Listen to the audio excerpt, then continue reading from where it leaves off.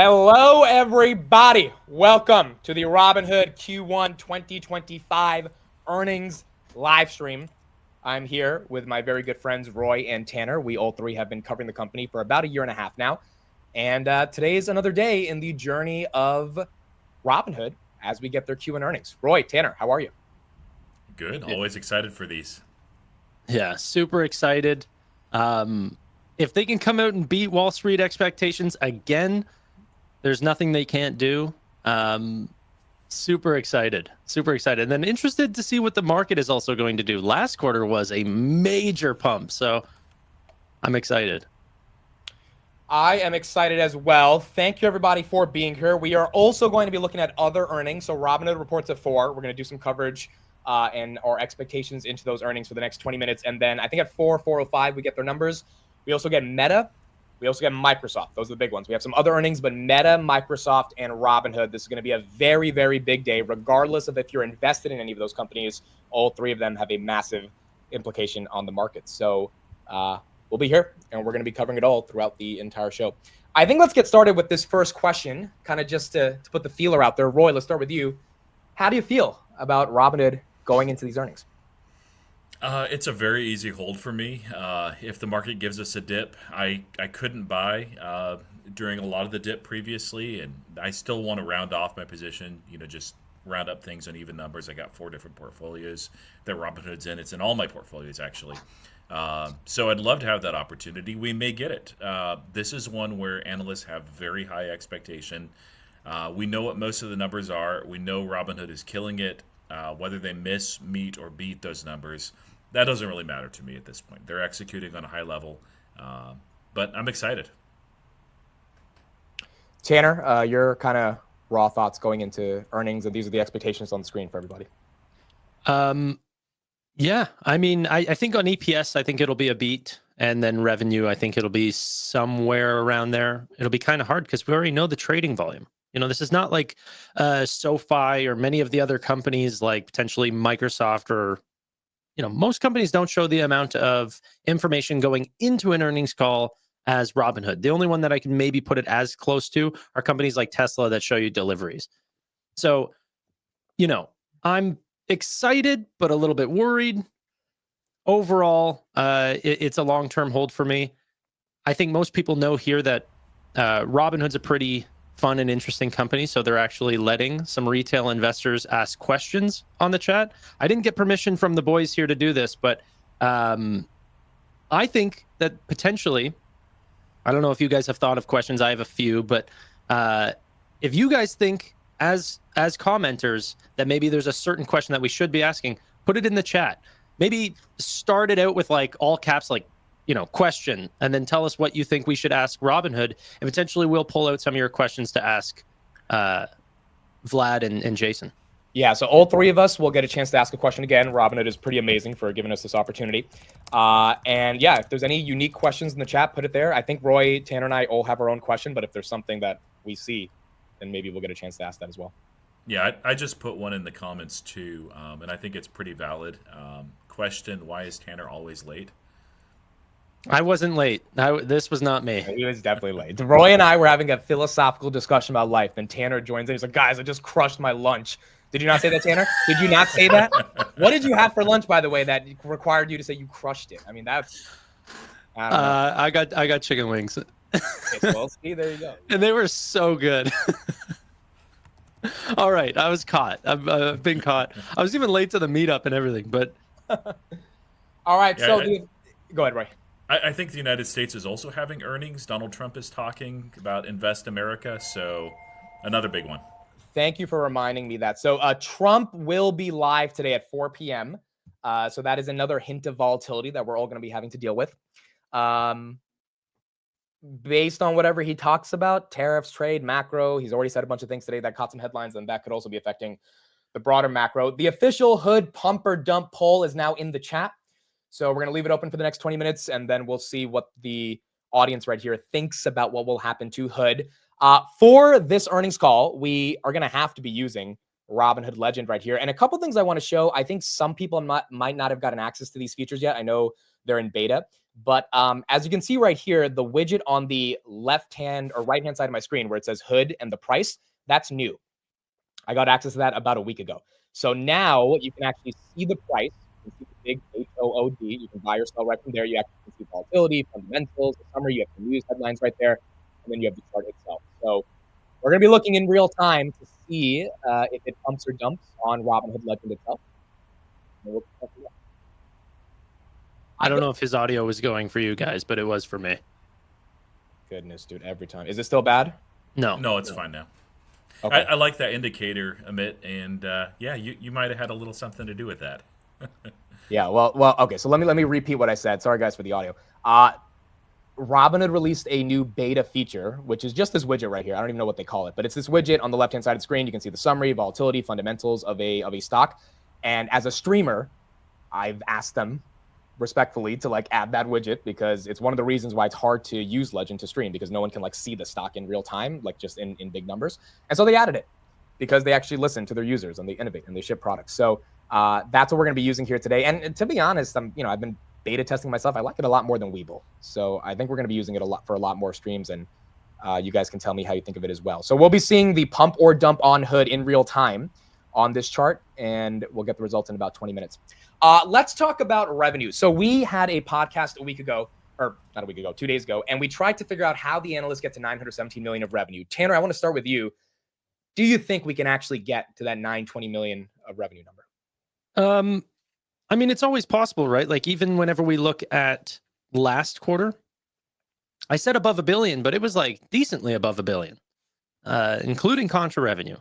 So there's always ways for them to squeeze out earnings that I'm not anticipating, whether this is instant withdrawal increases, event contract, like who knows what it is. Is there a way for them to get 917? Of course. Okay, we're not that far off. So if I'm saying 907, they're saying 917. Can they find 10 million? Yes. And I'm praying for it, But it's also hard to make up, like, we know what their trading volume is. It's not going to get much higher than what they've already disclosed. So that's the only part that I'm struggling with. Gold members should be around 3.2 million, which seems high, but it's literally what they disclosed on the Robinhood Gold event. If that's 3.3, 3.4, like it's just continuously had a very strong ramp, that's going to, like, I can't imagine that doesn't pump the stock alone, just knowing that there's such a sticky user base. It's not about the $5 a month. It's about the fact that those people are going to use it as a primary brokerage, right? Higher share of wallet. And if Wall Street can recognize that about Robinhood, I think that people are going to love it. Also, there was a question that people put in. Ask them what you should name your new channel. I think they mean the podcast, but that might be my question. I might be like, hey, can your legal team stop? Tech bros, it is for now. Roy, what do you think about revenues and if we can get there? This is, one of those wild cards that they closed trade PMR. They mentioned that it was going to be right there in that third bullet point, immediately adjusted EBITDA accretive, and we don't know how much. So that's really the question is, can that make up that $10 million of Tanner? I mean, maybe, but it's 1 month. It's a lot to ask. But if they get there, it's because of a lot of different things that really went well. Like they report a lot of the numbers, so we know most of it. I'm not too concerned whether they meet or not. I would probably take the under going in. It just, they'll be a little bit under there. But it's still going to be a fantastic year-over-year growth. They're firing on all cylinders, so things are really good.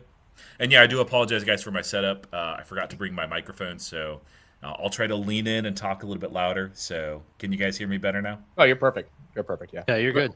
There's just a little bit of a hissing background, so when you're not talking, we'll just mute you, but otherwise, you're good.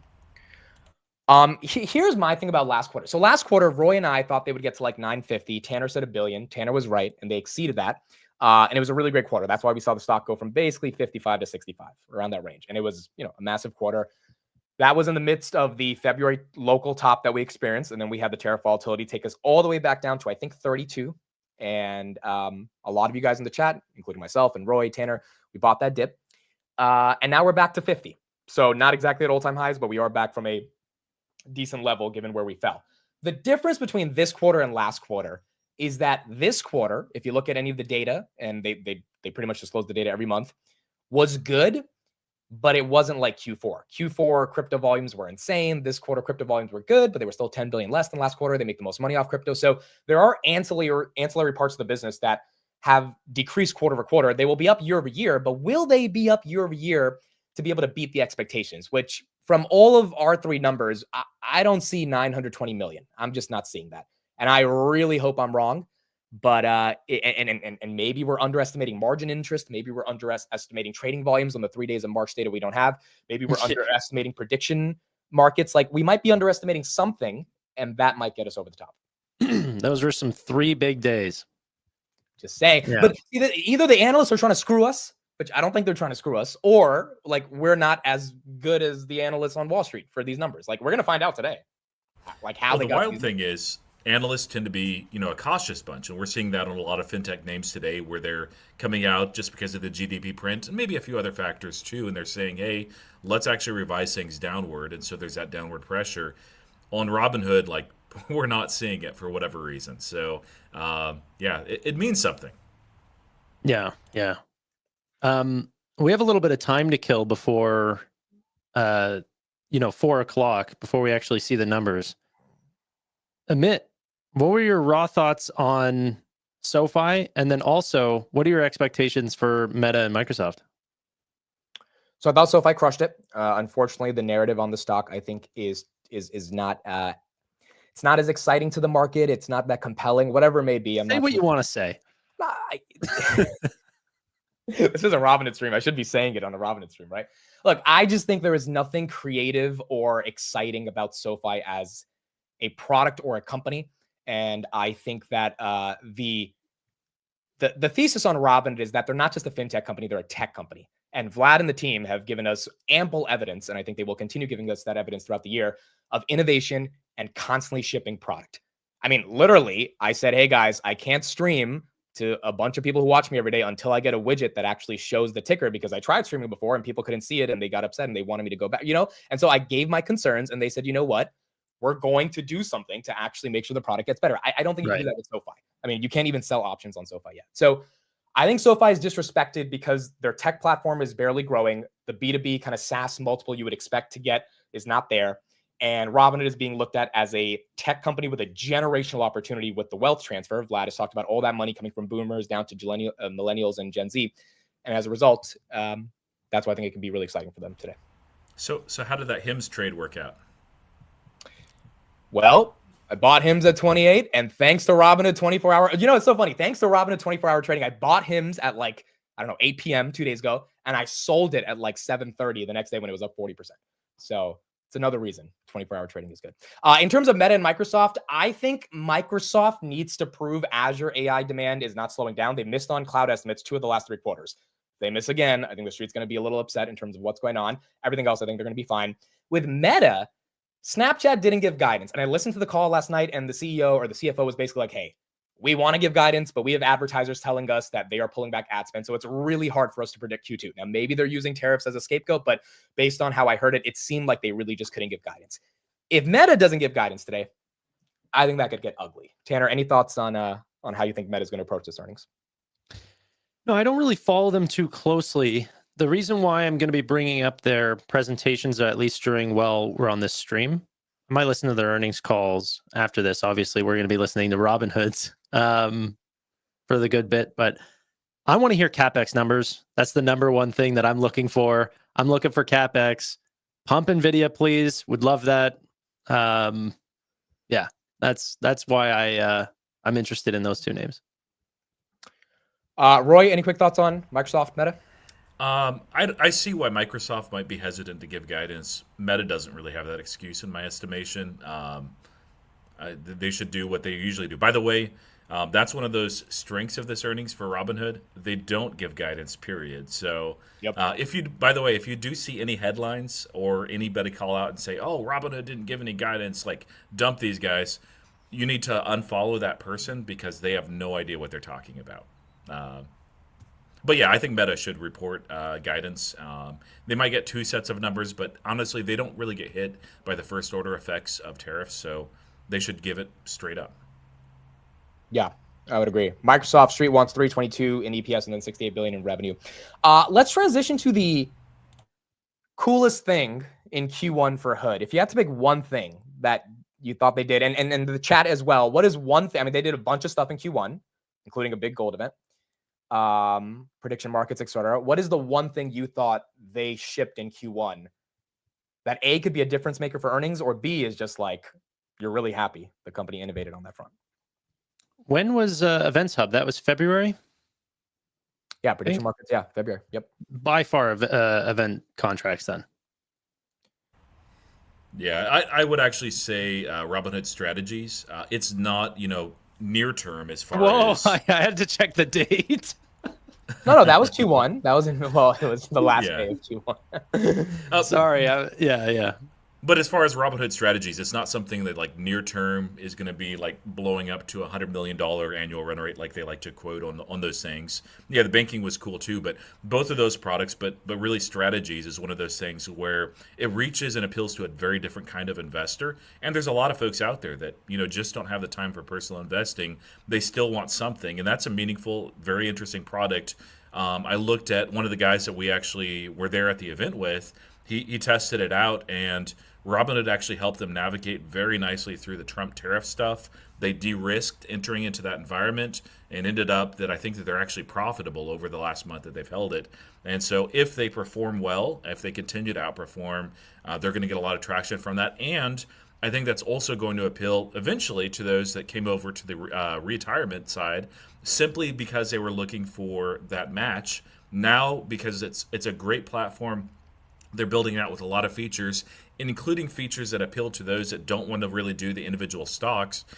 They have a great setup there to retain many, many people, not just attract folks. So it's a long-term thing, but that got me pretty excited.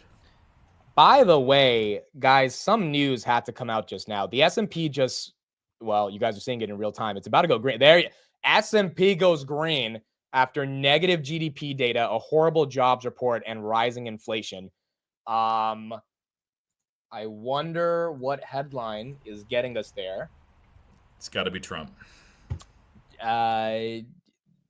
Trump hasn't said anything yet, but someone knows something. This is kind of great going into Hood earnings, I think, right? Not horrible. Robinhood right here, just below 48. It was down 5% at one point. Now it's down 2.9. Yeah, I don't know. I don't think it was the comments that Trump said about this being Biden's stock market. That is also something we had to deal with today. President Trump said that this market is not his market. Explicitly, he said this is Biden's market. So I guess, maybe literally reacting in real time to what he's saying. But yeah, all right. Could be a delayed reaction to Alex Karp speaking 3 hours earlier. Talk about Palantir, eh? Huh, Tanner? Talk about Palantir, eh? I mean, good. Super impressive company. Just incredible. 118.25, up 2%. Is it expensive? Yes. Roy and I will be the first Palantir bulls to say that, but quite resilient through some of this tariff volatility. And here today is green. My biggest thing that I think they showed off in Q1, honestly, would be the event contracts. If you go on your Robinhood app right now, you can trade the NBA playoffs, NHL playoffs. You can trade if we're going to get a cut in May at the FOMC meeting. I mean, I just think this is something that's going to expand pretty aggressively over the next, decade, or at least over the next couple of years. And as they get more regulatory clarity, you're going to be able to trade anything. And, millions and millions of contracts traded on a variety of different events. Seriously. Just feels like this could be really big long term. Yeah. No, I was pretty confident in who I thought was going to win the Canadian elections because of what Kalshi and Polymarket were saying. It really is an extreme source of truth, as Vlad says. So, holy. Dude, there is some piece of news. None of you in the chat have said it. I can't find it, but there's something that's happening right now causing this pump. Yeah, I wonder if people are just front running whatever Trump is planning to talk about, or it could be maybe there's insider volume, a lot of unusual volume on like zero DTE stuff on the SPY. We all know what that means. The Pelosi Act maybe is speaking against that at some point in the future, but it could be that if others are seeing that, they're like, "Hey, it's a good time to get in." But it's not just SPY; it's everything. Like, Well, yeah, but I mean, if it's a SPY, then people catch on that. That's an indicator, and that's they'll fair. jump all over that. Yeah, look at Netflix 1100. You got Palantir 118. Hoodie is still red for the day, but it's at 48. Amazon still red, but you can see those green candles. Snapchat 793. It was at 750 at one point. SoFi still down 6%, but you do have a green candle right there. PayPal still red, but it got a green candle. I mean, I don't know what it is, but it seems like it's something. In terms of the poll, so 65% of you say Hood's going to pump. Tanner, pump or dump? What do you say? Bro, I'm never good at this. You literally predicted the revenue last time. You're not Yeah, bad. no, I don't mind. I don't mind guessing financials. I don't know what markets are going to do. I don't know why SoFi is down. I mean, I could take guesses on recession today, but not on the news of yesterday. So I have no clue. That being said, I'm going to say pump because that's what I want. Okay, Roy, what do you think? I would like dump, so I'm going to guess pump. So I'm not going to say dump to be the contrarian. I'm going to say pump too. Because no, look, in all seriousness, maybe our numbers aren't accurate on that revenue estimate. And maybe they come up with like 925 million. And then that's all the street needs to pump. So, I mean, we can look and see where Robinhood was just as far as price action recently. And we know the numbers. We know they're going to be very good. Like, what's going to happen that's going to shock people and cause it to dump? It would only be macro. Macros right now seems pretty excited and optimistic. It's a setup for a pump. Are you guys expecting any sort of news during this call of things that they're doing that we don't have a press release for, that they haven't quite talked about? So some companies do mention products and features in the middle of their earnings call, but a lot don't. And Robinhood's one of those that really doesn't historically. They may like give updates, and I'd love to get that on like strategies, for instance. But I don't expect any big announcements, especially because they have these 3 large events each year, and so they tend to reserve a lot of those for those times. And the next one is, of course, crypto midsummer. So I would be surprised if they announce anything of worth on that, other than just some updates on existing stuff. Yeah, but you know what? Even updates on strategies would be super great. Like if they give us annualized numbers on legends, index options, futures, strategies, all of this would be phenomenal. yeah, I mean, this is pretty incredible. So this is our watch list today, guys. Hood, Microsoft, Meta, Qualcomm, Coca-Cola, eBay, Sprouts Farmers, VC Properties, Cheesecake, and Enovix. Those are the main earnings. Obviously, we'll start with Hood, but as we get the results, we'll be sharing it as much as we can. And then we'll get the call at 5 p.m. We got 3 minutes left. If you're new to the channel, we ring a bell at 4 p.m. to commemorate the market close. We've been doing it for like 2 years. So if you need to mute at 4 p.m., then feel free to mute. But yeah, it's getting some serious volume. I still don't know why we're pumping this much into the close. I don't see anything. There was a headline that Trump reached out to China and he wants to talk, but that was from Chinese state media. So I don't think the markets would necessarily pump on that. Also, that headline's like an hour old. So Yeah, that's not it. yeah, we're gonna have to see in 3 minutes how this plays out. This is always super cool, right? This is the fun part about being an investor. It's like you take the chance with your capital, you allocate it, you deal with the gut-wrenching volatility of whatever is causing Yes, sir. up or down for moments like this. Yeah. A lot of volatility, a lot. And it feels like you've made the wrong move, but you just got to stick to your gut, buy great companies. That's exactly it. Yeah, if you're an investor versus a trader, traders, you do you. But if you As buy long as you're quality doing it on companies, Robinhood. yes.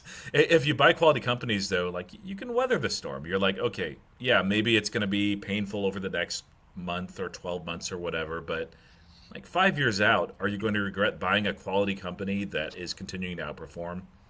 No, probably not.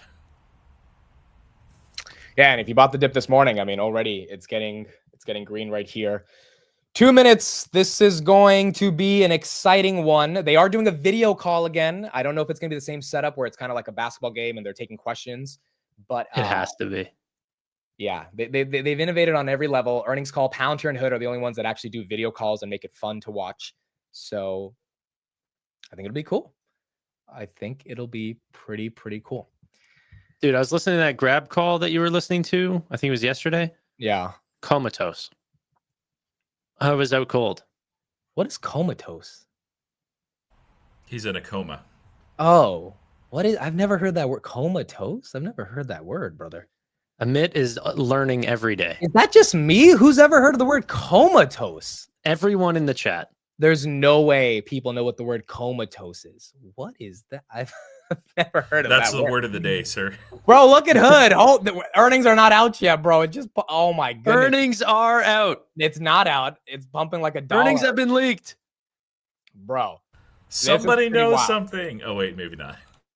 Is it just Hood or is it a bunch of companies? Well, I'm looking at Hood right now, but S&P as well, 554. All right. Thank you, everybody, for being here. 4 p.m. Wednesday, April 30th. Robinhood Q1 2025 earnings. The stock market is now closed.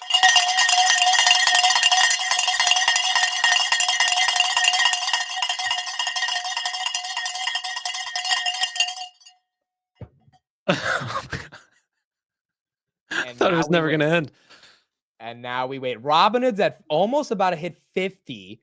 The earnings are not out from my understanding. I don't see any earnings. I've got it loaded on my screen for whenever it is out. I can't fully explain it, but here it is.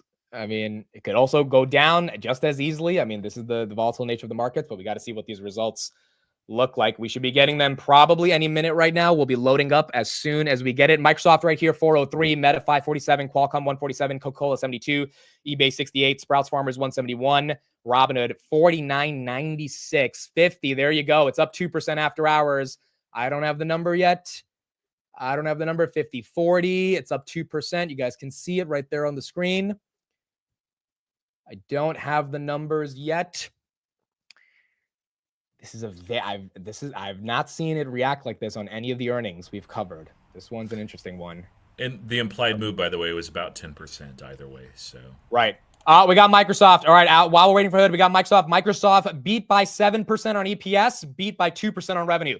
EPS 346 versus 322, 70.06 versus 68.4 billion. Microsoft with a double beat. Not bad. Microsoft stock is up 5% after hours. Love it. Absolutely love it. There you go. Microsoft getting some green. And now we wait for Hood. Hood 49.99, Meta 5.49. Meta is down about 1%. Robinhood up 1.2%. Microsoft up almost 6% now. It's been a while since we've had a double beat on Microsoft. We got to see Azure Cloud, but it seems like that one already did well given how the street's treating it right here. yeah. And now I'm a bit like Tanner, where it's like it's all about that guidance and the capex spend, and then I'm like, okay, good. I don't hold it other than just owning the S&P 500. So. Right. 5 million into Hood in the last second. I would imagine the call volume and just the pure equity volume is surging given the momentum we saw in those final 2 minutes. But Microsoft, all right, one of the big ones today. They did their job. They got to have a good call, but they did their job. 7% EPS beat at these levels and 2% revenue beat. Not bad. You cannot say that's too bad. They got through the analyst estimates. And now we are waiting for Hood and Met. Qualcomm is out. Qualcomm beat by 1%. EPS 285 versus 282. Revenue 10.83 versus 10.6. Very important company in the semiconductor world. Qualcomm is down 3%. All right, market's not fully loving this one right here. Qualcomm down just about 3%. Robinhood down a little bit after hours. Still don't have the number yet. But Qualcomm doing all right. I'm going to add NVIDIA on this just to take a look at that the whole time. Also, Confluent, I think, is earnings today, so we'll add them. NVIDIA is slightly up a little bit after hours. Robinhood's flat. Microsoft still up almost 7% now. Meta's down a little bit, and then Qualcomm right here down about 3%. All right, we are waiting for Hood. We are waiting for Hood. It probably comes out at 4 or 5, so we got 2 minutes. We got 2. Yeah, let's check. 2 minutes. Amid thoughts on Hood Legend, I really like it. I think it's replaced. I've been playing with it for the past 2 weeks in beta. I think this is going to replace Weeble for me because it's just easy to navigate and it just looks a lot better, to be honest. So, yeah, this is going to probably take over what we've been using. I'm going to add Palantir to the watch list as well because it's Palantir. 118.56, that's up still. And then we'll put Google here as well to take a look at that one. Google is down, actually, a little bit after hours. NVIDIA's up after hours? NVIDIA is, 0.62 up, about 0.5%. Microsoft, again, 7% after hours. Jeez. Hoodie is flat right now. I don't think Datadog's today. So I don't think, let me put Amazon here. I mean, when you got big tech reporting, you got to look at all of them. So Amazon is just slightly down after hours, but it pumped big into the close. Robinhood, again, just there at 50. We're up 1.7. Let's see. Numbers should be out in about a minute or less. I'm refreshing like a madman right now, trying to find anyone leaking these numbers. Dude, this is the fun part about being an investor, bro. These moments, this is like, and we get it 4 times a year. Get to do it 4 times a year. Is Meta pumping? We got a Meta pump. Meta, nothing on Meta. No, it's pumping. It's up 3. I don't have the numbers yet. I should get it in a second. I don't have Meta's numbers, but I think they're pumping. Yeah, Meta 4%, almost back to 580. But now that 4% turned into 1%. That is very volatile. Let me see if I can try to get these Meta numbers right here. Microsoft is out. Meta is not yet out, even though I would imagine it's out, up 3%. Oh, I think we got Robinhood. I think we got it. I don't see it on my screen, but I think we have it. Let me see if the stock is moving. Hood is down 1.7, down 3. All right, so we got a red candle right there. Let's see if that reverses or if that sticks. So it must be some sort of top or bottom line miss. Or it's reversing the pump it had going into the last couple minutes. I see some of you guys in the chat giving the numbers, but I want to see the actual ones confirmed for me. Yeah, it's another billion. Yeah, I've just gotten fooled too many times. Trusting. Yeah. I love you guys. Yeah, you can't trust that. I got it. All right, here we go. 927 million. They beat on revenue. Sweet. Beat on revenue. There you go. And on EPS. EPS 37 cents. Net deposits, wow, 18 billion. That's that 2% gold. They got people to bring it over. There you go. Gold subscribers 3.2 million. Net income up 114% year over year to 336 million. That means their net income margin 336 divided by 927. Every dollar that goes into Robinhood, they are making 36 cents of profit. Pretty freaking incredible. All right, let's go through these numbers. The stock is basically flat after hours. Stock's down about 2%. Stock's not really moving that crazy. All right, here we go. This quarter, we significantly accelerated product innovation across our key initiatives, highlighted by the announcement of Robinhood Strategies, Banking, and Cortex, said Vlad Tenev, CEO of Robinhood. Customers have clearly responded, demonstrated by record-breaking net deposits, Robinhood Gold subscriptions, and options volume, as well as a robust year-over-year growth in trading across all asset classes. We started off the year strong, driving market share gains, closing the acquisition of Trade PMR, and remaining disciplined on expenses, said Jason Warnick, Chief Financial Officer. As a result, in Q1, we grew revenues by 50% year over year and EPS by over 100%. That's pretty damn incredible. Congratulations to Robinhood and the team. It's also great to see customer engagement to start Q2. Additionally, we continue to return capital to shareholders and increased our share repurchase authorization by 500 million. There you go. Now they have 1.5 billion allocated to buy back stock, reflecting management and the board's confidence in our financial strength and future growth prospects. A lot of people say, oh, when companies buy back their shares, they're not growing. Not Robinhood. Revenue growth of 50%, EPS growth of 100%, and they can buy back shares. I mean, yeah, and as far as the buyback strategy, if you're not familiar with Robinhood, it's basically to offset the SBC, not to like really roll back the share at this point. Correct. All right, here we go. Let's get into the actual numbers. Let me see if they have the deck up. If I have the deck, I can show you guys. Oh, I do. Do I have the deck? No, I don't have the deck yet. All right. Yeah, So they don't have the deck, but they do have the numbers down on what page is this? Page 4. You can see them breaking down transaction-based revenue, net interest revenue, other revenue. Okay, so let me go through the headline numbers and then we'll get the other stuff. Sure. Hood stock real quick is it's up, but it's flat. I mean, it pumped a little bit into the close, so the stock's really not reacting. Nvidia real quick, Palantir, by the way, 119 after hours. Nvidia 111, that's up 2%, probably because Microsoft and Meta said some good stuff. Meta right here up 1.9%, and then Microsoft up 5.8. Real quick, let me try to get Meta's numbers just to give that to you guys, and then we'll get deeper into Hood. Meta. Wow, EPS beat by 23%, 643 versus 521. Revenue 42.3 versus 41.3. So Meta and Microsoft with some pretty gigantic beats, and that's probably what's helping NVIDIA here right now. All right, total net revenues increased 50% year over year to $927 million for Hood. Transaction-based revenue 77% year over year to $583 million. Crypto was $252, up 100%. Options revenue of $240, up 56%, and equities of $56 million, up 44%. Interest revenues $290 million, primarily driven by growth in interest earning assets and securities lending activity, partially offset by lower short-term interest rates. Other revenues $54 million. That's a big one, up 54% year over year, primarily due to increased Robinhood Gold subscribers. Total assets $221 billion. That was $187 a month ago. So that's up well above $200 billion. Net deposits $18 billion. That means in the last quarter, they had to get something like the last month, $7 billion of deposits. The deck is out. The deck's out. Okay, let me pull that up. 25.8 million customers, up 620,000 this quarter. Wow. I thought it would be 550. So they added an extra 70,000 compared to my estimate. Yeah. Which is what they used to do. The 70,000.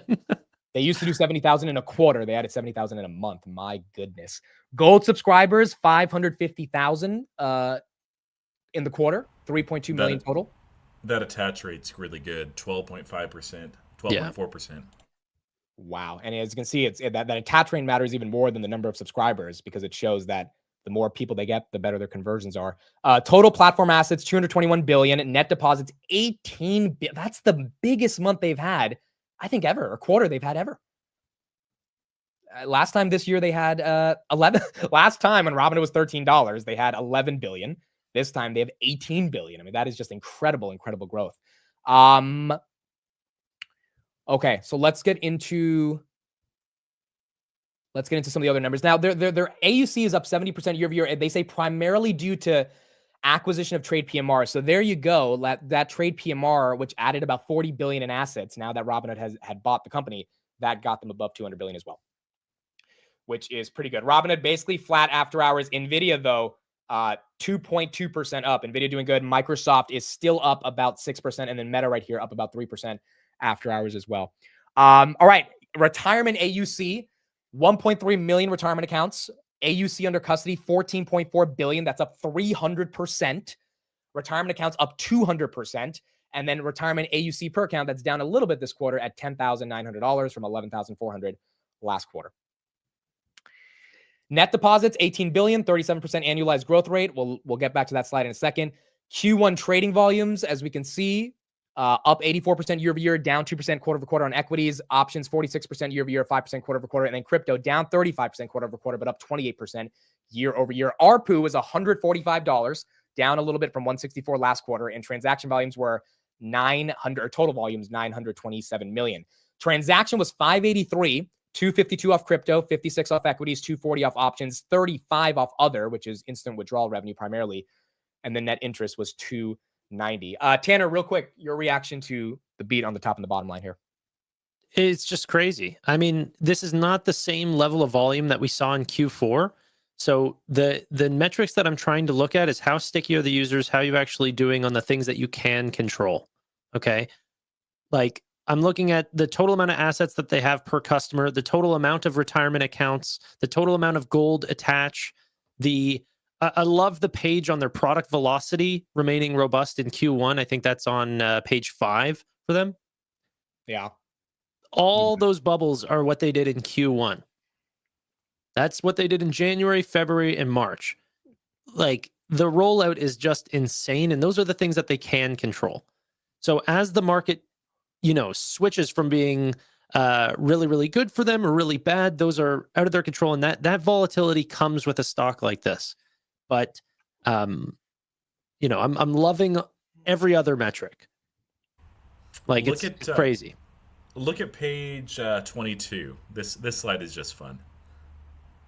Look at that. Rule of 40, 111%. My goodness. My goodness. I thought that actually might decrease under triple digits, which is Right. crazy, but yeah, it keeps going up. All right, so the stock is dumping. Let's try to intellectualize, if that's a word, why the stock is dumping. But as a long-term shareholder, I kind of don't care that the stock is dumping. Like, these numbers are incredible. But let me give my thoughts real quick.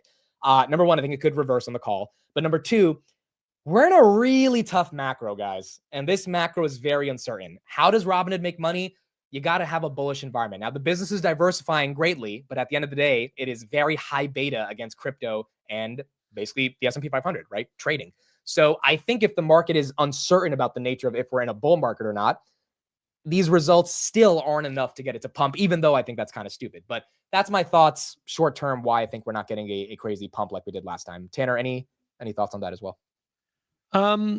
Yeah, I mean, people I think are looking out a little bit. I would have thought that they would have posted April numbers, but I can't seem to find any April numbers for trading volume like they gave us last quarter, which is a little stinky. But well, hold on. If you can't find it, that might be the reason. I mean, if the street needs to know, is April going good, or are we getting set up for a bad Q2? That could. Right. Share repurchases is great. Their total amount of outstanding shares is flat to declining. I mean, it is actually declining, but not by very much. Hold on. They bought back 7 million shares, if I'm not wrong, right? Let's see here. Yeah, 7 million shares. Dude, and then they gave less than that away for trade PMR. Quite a bit less, but hold on. So their average price on those was 46. They bought back 7 million shares at 46. 322 divided by 7 million. Wow. Dude, it's 46, right? So if the company is saying we think 46 is undervalued, I mean, it's not like they bought in March when it fell to like 32 or whatever, or April 8th, and that would be Q2. But yeah, I think they think they're pretty undervalued if they're buying it back at 46. In Q3, we began returning capital with a $1 billion share buyback. In the first 3 quarters of the program, we repurchased 17 million shares, including 7 million in Q1. And that offset the 300 million they spent on trade PMR. So literally, trade PMR we got almost for free, theoretically, right? As a shareholder, they were able to purchase shares to offset that. In April 2025, the board authorized a $500 million share repurchase program. So they still feel comfortable with their cash reserves to keep buying back more stock. And over the next 2 years, they believe they'll spend about 1.5 billion. So they have 800 million left to buy the dip. Yeah, I really wish they gave us April numbers because that would be super exciting to see. Obviously, we'll get them in the next 10 days or whatever. But yeah, overall, it looks great. We did get finalized March numbers, which is almost exactly where we thought it would by averaging out the average days of the last 3. So that looks fine. Margin book at 8.8 billion now. They're growing in almost in market share in almost every area that they're dealing in. And that's the important part.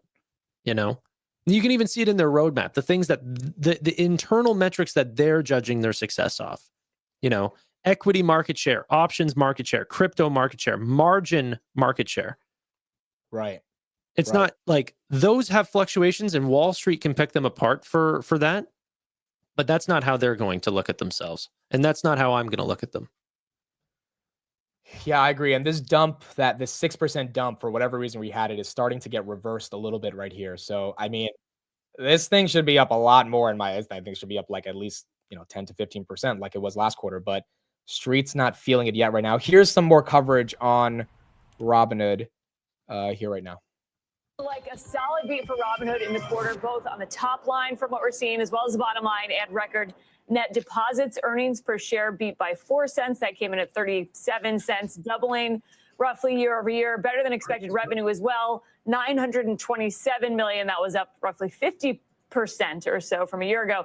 Revenue per user also stronger than expected, $145 per user. Funded accounts, 25.8 million. That also beat consensus. And then transaction-based revenue, a beat as well, 583 million. Crypto made up almost half of that. Options revenue, interestingly, was roughly the other half. And then equities, which was a much smaller part of that in comparison, about 56 million total, all stronger than expected. 51% margins for Robinhood, seeing better profitability in the business.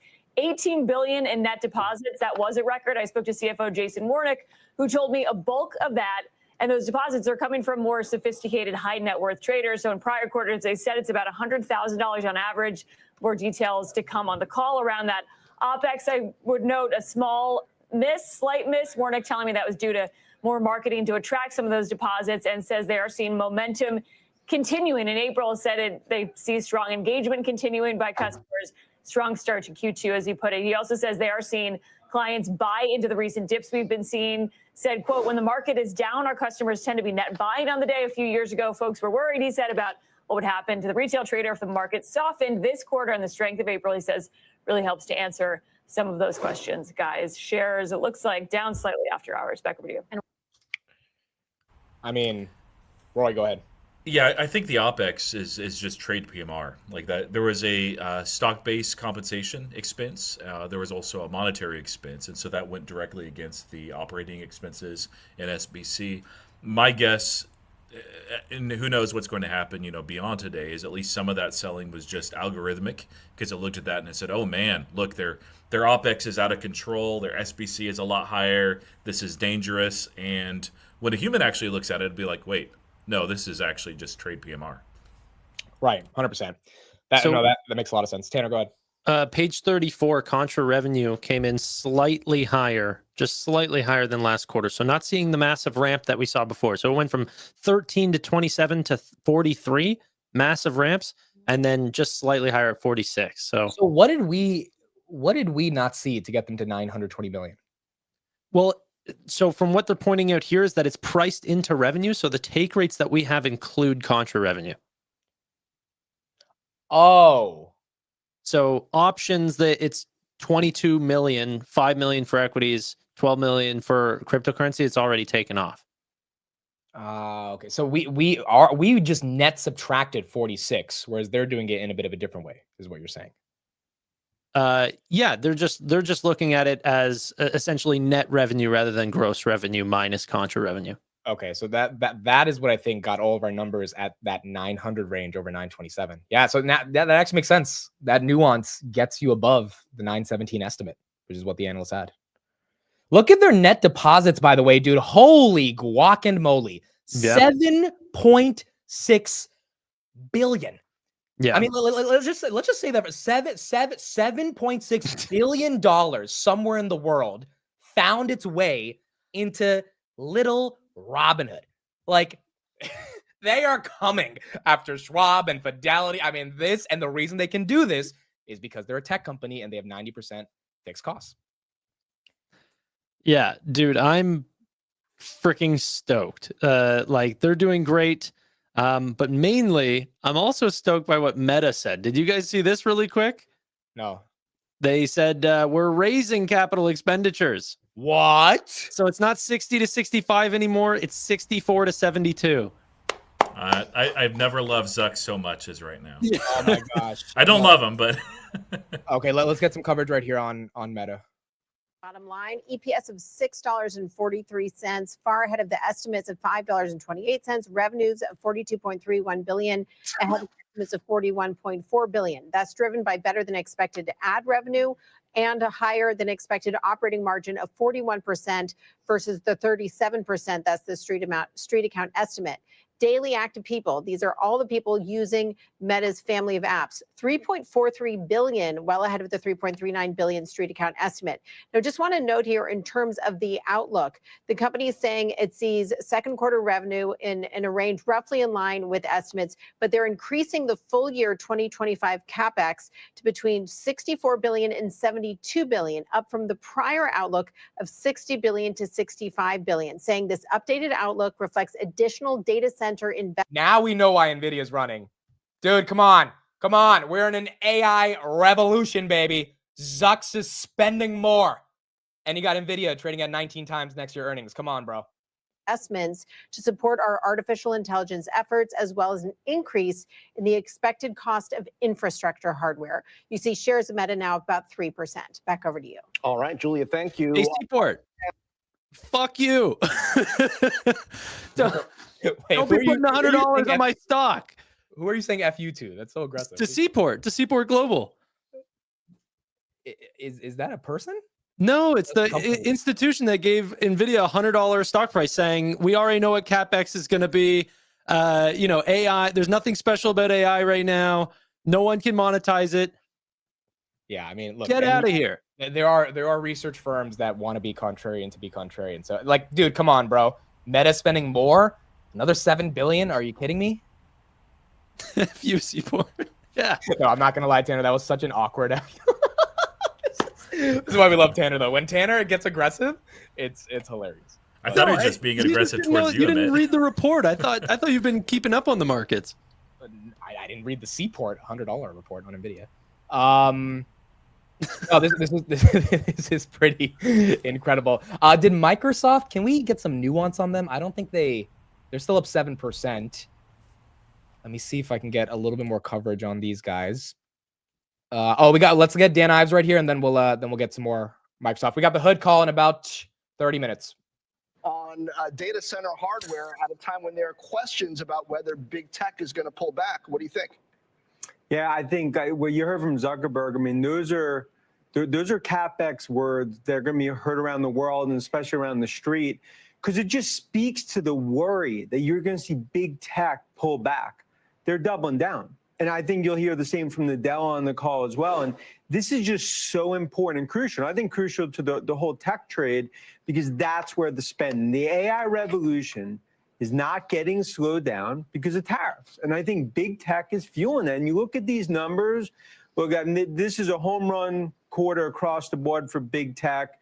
Aaron Judge-like quarter, I think what we saw from Meta as well as Microsoft. Now, we still got to get, Amazon and some others. We're going to hear from Apple soon as well. But on these cloud players that we're hearing from so far, is there enough confidence, despite the uncertainties that even Meta referred to on the regulatory front, and of course on the tariff front, that you think are going to give investors some confidence that, wow, if these big spenders continue to be confident, maybe I can too? Yeah, John, that's a great set. But I think the tech trade changes after these results, because as an investor, the thing that I've heard over the last 3-4 weeks is, are they going to pull back? Can I have confidence in numbers second half? And you look at what we're seeing from the hyperscalers, and we've talked about in our checks, in some ways there's actually an acceleration. And you could say more and more resilient. It just shows enterprises are going full steam ahead, because you don't want to lose your spot in line. Bullish for when it comes to Google, and obviously we saw GCP. Obviously what we're seeing with Azure, the 200-bit beep, and I think many thought that they were actually going to miss. And this is obviously a huge barometer going into Amazon, where I think you're going to have strong AWS numbers tomorrow. That is, if you're a bull, you just checked every box here in terms of what you're seeing. You'll see some caution, regulatory, of course, but relative to this Category 5 storm that we've seen, software, big tech, really holding up, Rock of Gibraltar like. Tanner, what do you think about the fact that all this tariff volatility is not slowing down the hyperscalers? Like Jensen Huang said, during a recession, whenever a company is faced with hard times, they're going to go after their potential biggest opportunities, the things that are moving the fastest. And so they think that they are a little bit recession-proof unless a government tells them that they can't sell to one country out of 120 countries that they deal with. Like, that's going to make a difference. But, I think that it is an area that there's so much potential growth, so much potential cost savings, everything like this, that they're going to have to still continuously invest. And that's going to be an area that people still look to. It's why Palantir's still running. It's that if there's going to be cost savings, if Doge is going to do its thing, then potentially it's not the Palantirs that get cut. It's actually Palantirs that get larger contracts, because that's going to save people money. Roy, your thoughts on tariff volatility not stopping CapEx? I mean, yeah, exactly what Tanner said, and he's right on Palantir. You know, I actually came out with a video a couple weeks ago where I was like, hey, this if you're looking for a company, not the stock, but the company that is actually impacted positively by tariffs and all the confusion, it's Palantir. So, but yeah, the AI train does not stop. It's here. It's real. If this uncertainty had happened maybe like a year earlier, we may not know that, but like anybody that's basically saying that it was all just a big bubble is just not paying attention, frankly, and their heads in the sand. And then again and again, with some doubt, this earnings and last earnings going in, whether or not these giants, the Mag 7, would reiterate their CapEx spend. I mean, they're not just reiterating, they're accelerating. And that's really exciting for what it means, certainly for like first order effects as far as NVIDIA and also for those individual companies, but also what it means as far as like AI innovation. Like this is not going to stop. It's not even slowing down. They're not even just tapping the brakes to see if they work. It's full steam ahead, and in fact, let's accelerate. And these are companies, by the way, that are fantastic, that are not like, oh, we're just going to accelerate and drive right off of a cliff. Absolutely not. They know what they're doing. Somebody in my stream, please, get that clip of Roy saying Tanner is right on Palantir. I have to use it for a later video. Oh my gosh. This is pretty damn incredible, dude. Palantir right here, 119. Robinhood, unfortunately, not joining the party with everyone else, but it happens like that sometimes, right? I mean, I think, Tanner, did you see the April guidance at all anywhere? No. I honestly, guys, I think that's the reason. I think the street needs to know April's going good, and April's been a pretty tough month. No, I think it's going down. Stockgoat on X said, breaking news, Robinhood's revenue is decreasing quarter over quarter. So that's why I think the market's selling off. We've got great analysis like that. So, oh, goodness gracious. Yeah, that's, but that's weird, right? Why isn't the April, I mean, maybe they want to. This is one of the reasons why like it's so important for companies to compare quarter or year over year. Quarter over quarter can be meaningful with certain products, but as far as overall revenue, there's a lot that can happen, especially in a volatile business like this. But year over year, you get the trajectory very clearly. Almost every business is going to have down quarters, but especially fintech. It's the nature of the beast. We've seen it with SoFi, we see it with Robinhood, we've seen it with PayPal, frankly. So we got Vlad. We got Vlad. Here we go. Right. Oh, I love these. Hi, everyone. I'm getting ready for our Q1 2025 earnings live stream, and I wanted to give you a quick preview. Q1 was another strong quarter, with revenues up 50% from last year. Plus, we hit new records across a number of dimensions, including net deposits, options trading, and gold subscribers. What I'm most excited about is the insane product velocity we had to start the year. For active traders, we launched futures and our prediction markets hub, and we added new capabilities and selection to Robinhood Legend. For wallet share, we announced 3 new products to serve even more aspects of our customers' lives. 1, Robinhood Strategies, our advisory product. 2, Robinhood Cortex, our AI trading tool. And 3, Robinhood Banking. Finally, we're making progress building the #1 global financial ecosystem as we continue to grow and gain market share in the UK, EU, and are getting ready to launch in Asia. Looking ahead, we have a ton of exciting products on the roadmap, and we're excited to share more at our upcoming Crypto Summit in June. You can find more details in our press release and our live stream at investors.robinhood.com, YouTube, or X. See you soon. This is why I love Vlad. This is what is it so hard for a CEO to record a 1 minute, 30-second video and then post it on social media where all of our attention is? Like, this is the future, dude, and they're embracing the future, and that's why they're winning. It is the future. Yeah.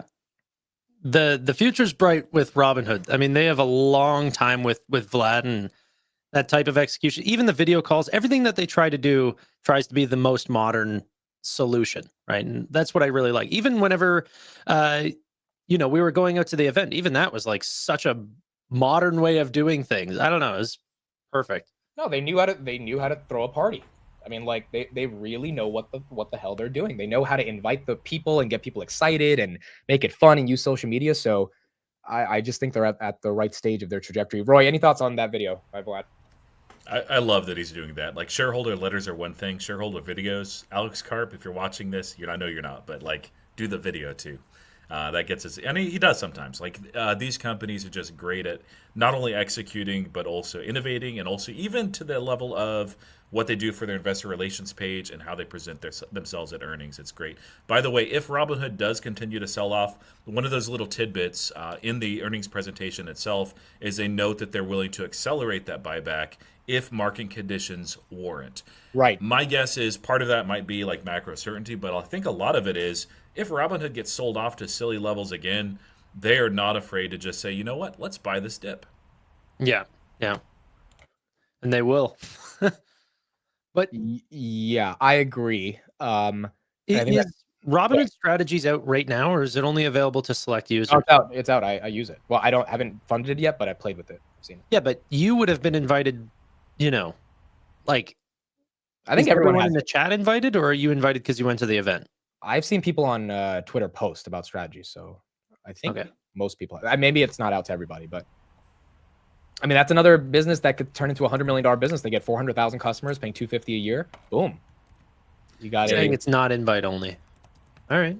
Yeah, there you go. They specifically mentioned that, and also banking as well as potential $100 million annual run rate in future years, plural. Yeah, in well, this not earnings. 100 million, 9 figures. Yeah, That leads you're- us to anywhere you're between right. 100 and 900 million. Let's not lowball it.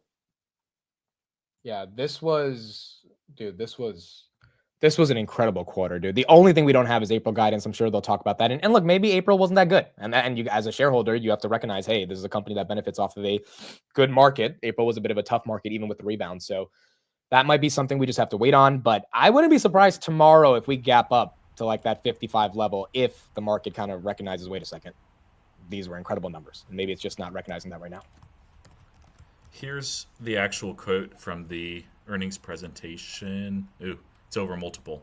But they said that there's several more business areas we expect to begin contributing later this year, including Robinhood Strategies, Robinhood Banking, and our acquisition of Bitstamp in the middle of the year. And that we're incredibly excited about all these new businesses, and that we wouldn't be surprised to see many of these become our next 100 million revenue businesses in the coming year. So, yeah. I mean, look, guys, I know it sucks to see the stock drop off of a great earnings. We also have to remember Robinhood. How much is it up year to date? Even with the drop right here, it's up 22% year to date. So it's a volatile stock. It has volatile components to it. We're in a volatile market. Market just might not want to give it that premium again, like it did in February, especially given the S&P and where it's trading, right? We might just need more macro level momentum. Remember, last time Robinhood got to 65 or even close to that, S&P was at all-time highs. We're well above 6,000. So this is a bit of a different environment now. Yeah, dude, I'm not worried at all. Like, this is a great company to hold. You found it at freaking 7, okay? And the entire climb up is not just because the market has gotten better. It's because the execution has been on point continuously. And whether the market is there for them or not in 2025, what do you think that they're going to do with their free time? They're going to be pushing out new products that people want, and products that are outside of traditional markets, meaning diversified revenue, meaning that they can put up big numbers without the market having to show up for them, right? So think banking, think events contracts. These are completely new audiences that don't even want to even be a part of brokerage, We got a big announcement here in the chat, Tanner. We got big announcement here in the chat. This is one of my good friends. Oh boy. Nate says, I sold out of SoFi and I moved to Hood and NVIDIA. Crazy. Nate's been in SoFi for 3 years. So Wow. that's a big one for him to officially say, I'm done. I'm out. I also have an announcement, but it's not. I didn't sell out of SoFi, but since our conversation on Monday, Are you announcing it right now or no? Yeah, why not? Oh, you're gonna do it? Should I not? No. It Do was it. your decision. You got to do what you got to do. Or save it for a video. Well, now everyone's gonna be asking what. Now your video is going to do great if you say So it. now your video is gonna do great. Yeah. Now people are gonna have to Yeah, watch. don't do it. No, Do a video tonight and make that breaking news. I'll hold it.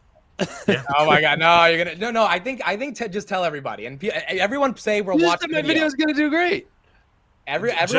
Everyone put a W in the chat to say you'll watch the video. Tanner just needs to make sure you'll keep watching. No. Here, I'll say something for you as a hint. Tanner is in the process of selling a large chunk of one of his positions. There you go. Yeah, that's good enough. I don't think you have to say the stock, but that's There you go. that's fair, guys. That's fair.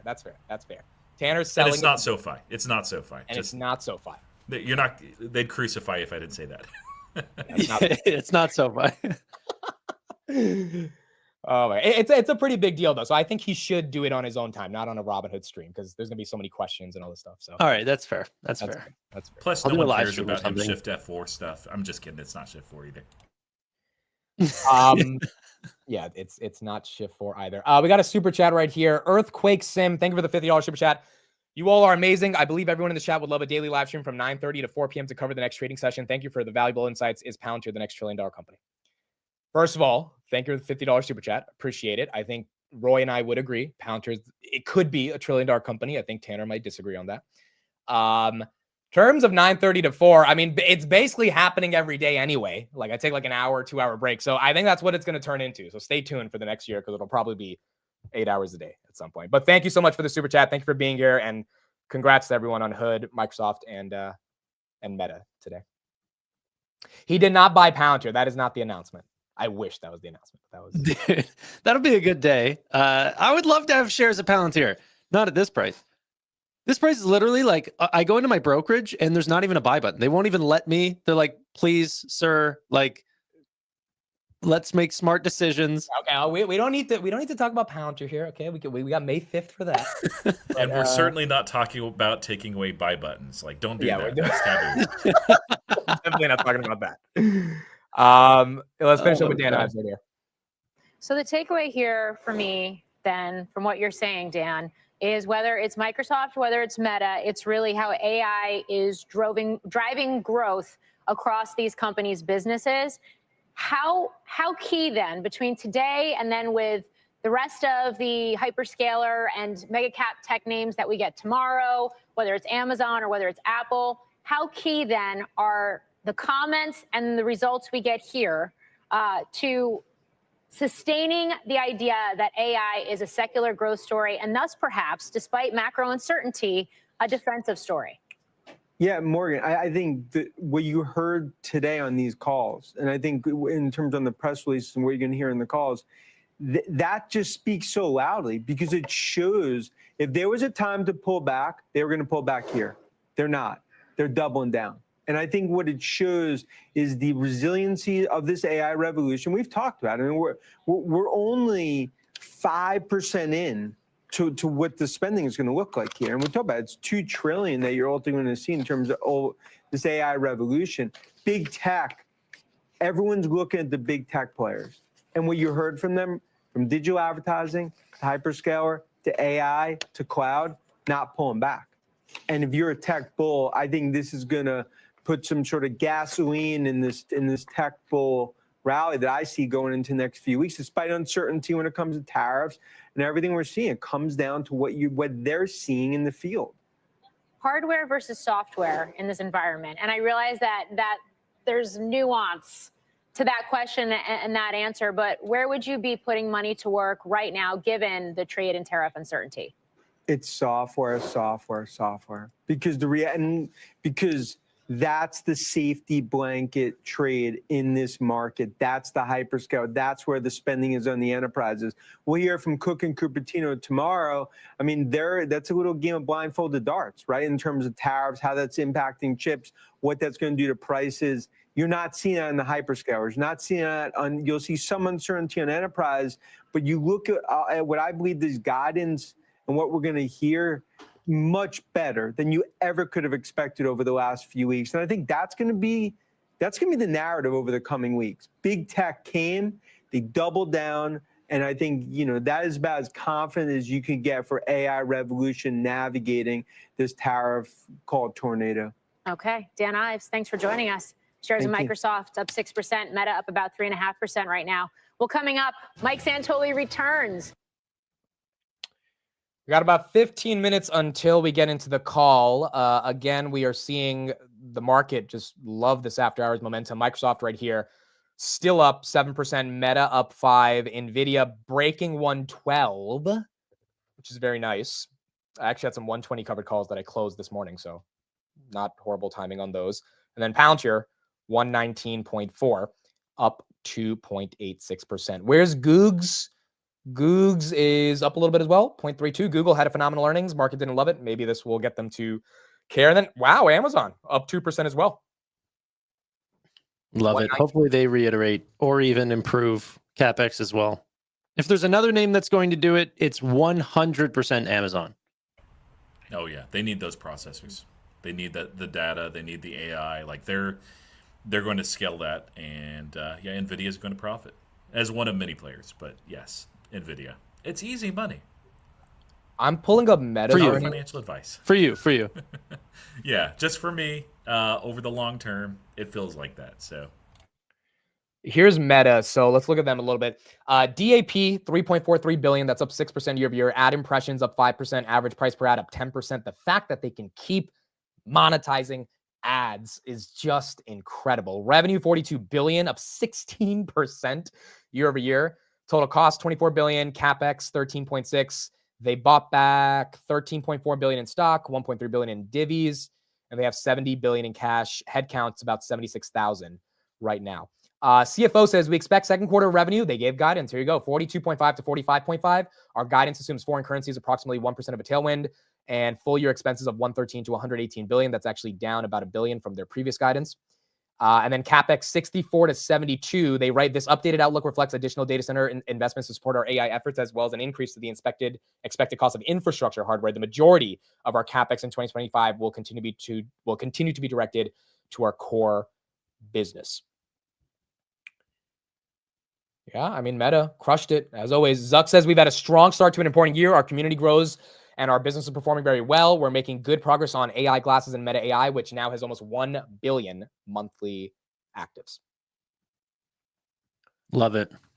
Zuck's a smart dude.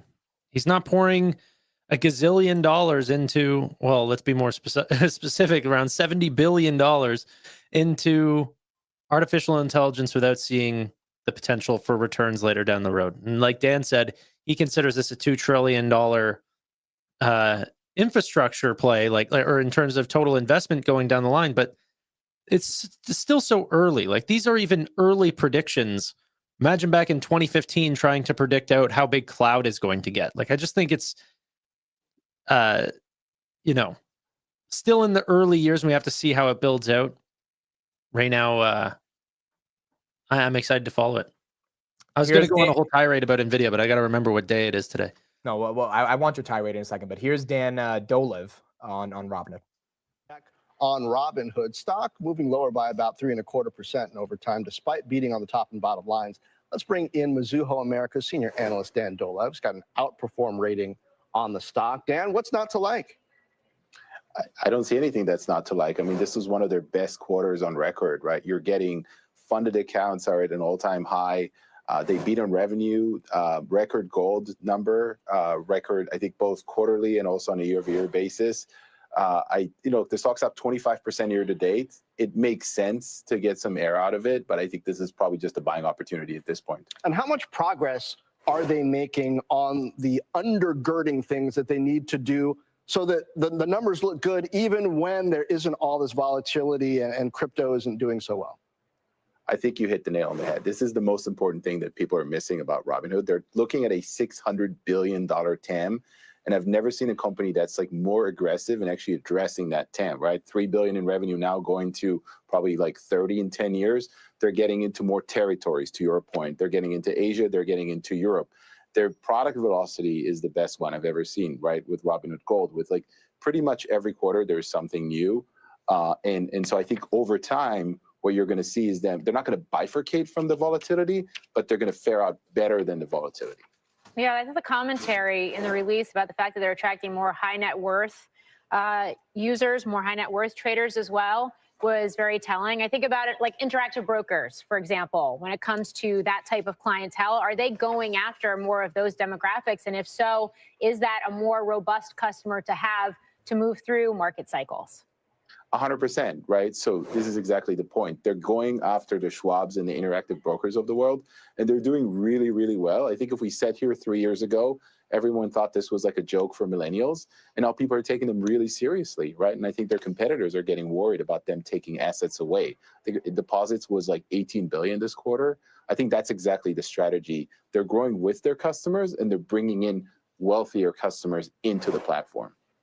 So you cover fintech more broadly. We've heard from a number of companies over the last couple of days. The ones that have either direct or indirect exposure to consumers, both in the U.S. and abroad, have seemed to me, I think about Visa, for example, or even like a Shift4, have seemed to me to be very constructive, if not cautiously optimistic about the health of the consumer right now, despite all of the uncertainty around trade and softening economic data more broadly. What is your takeaway?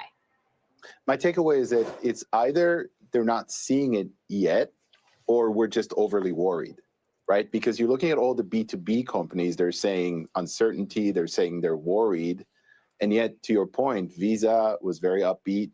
Shift4 was very upbeat.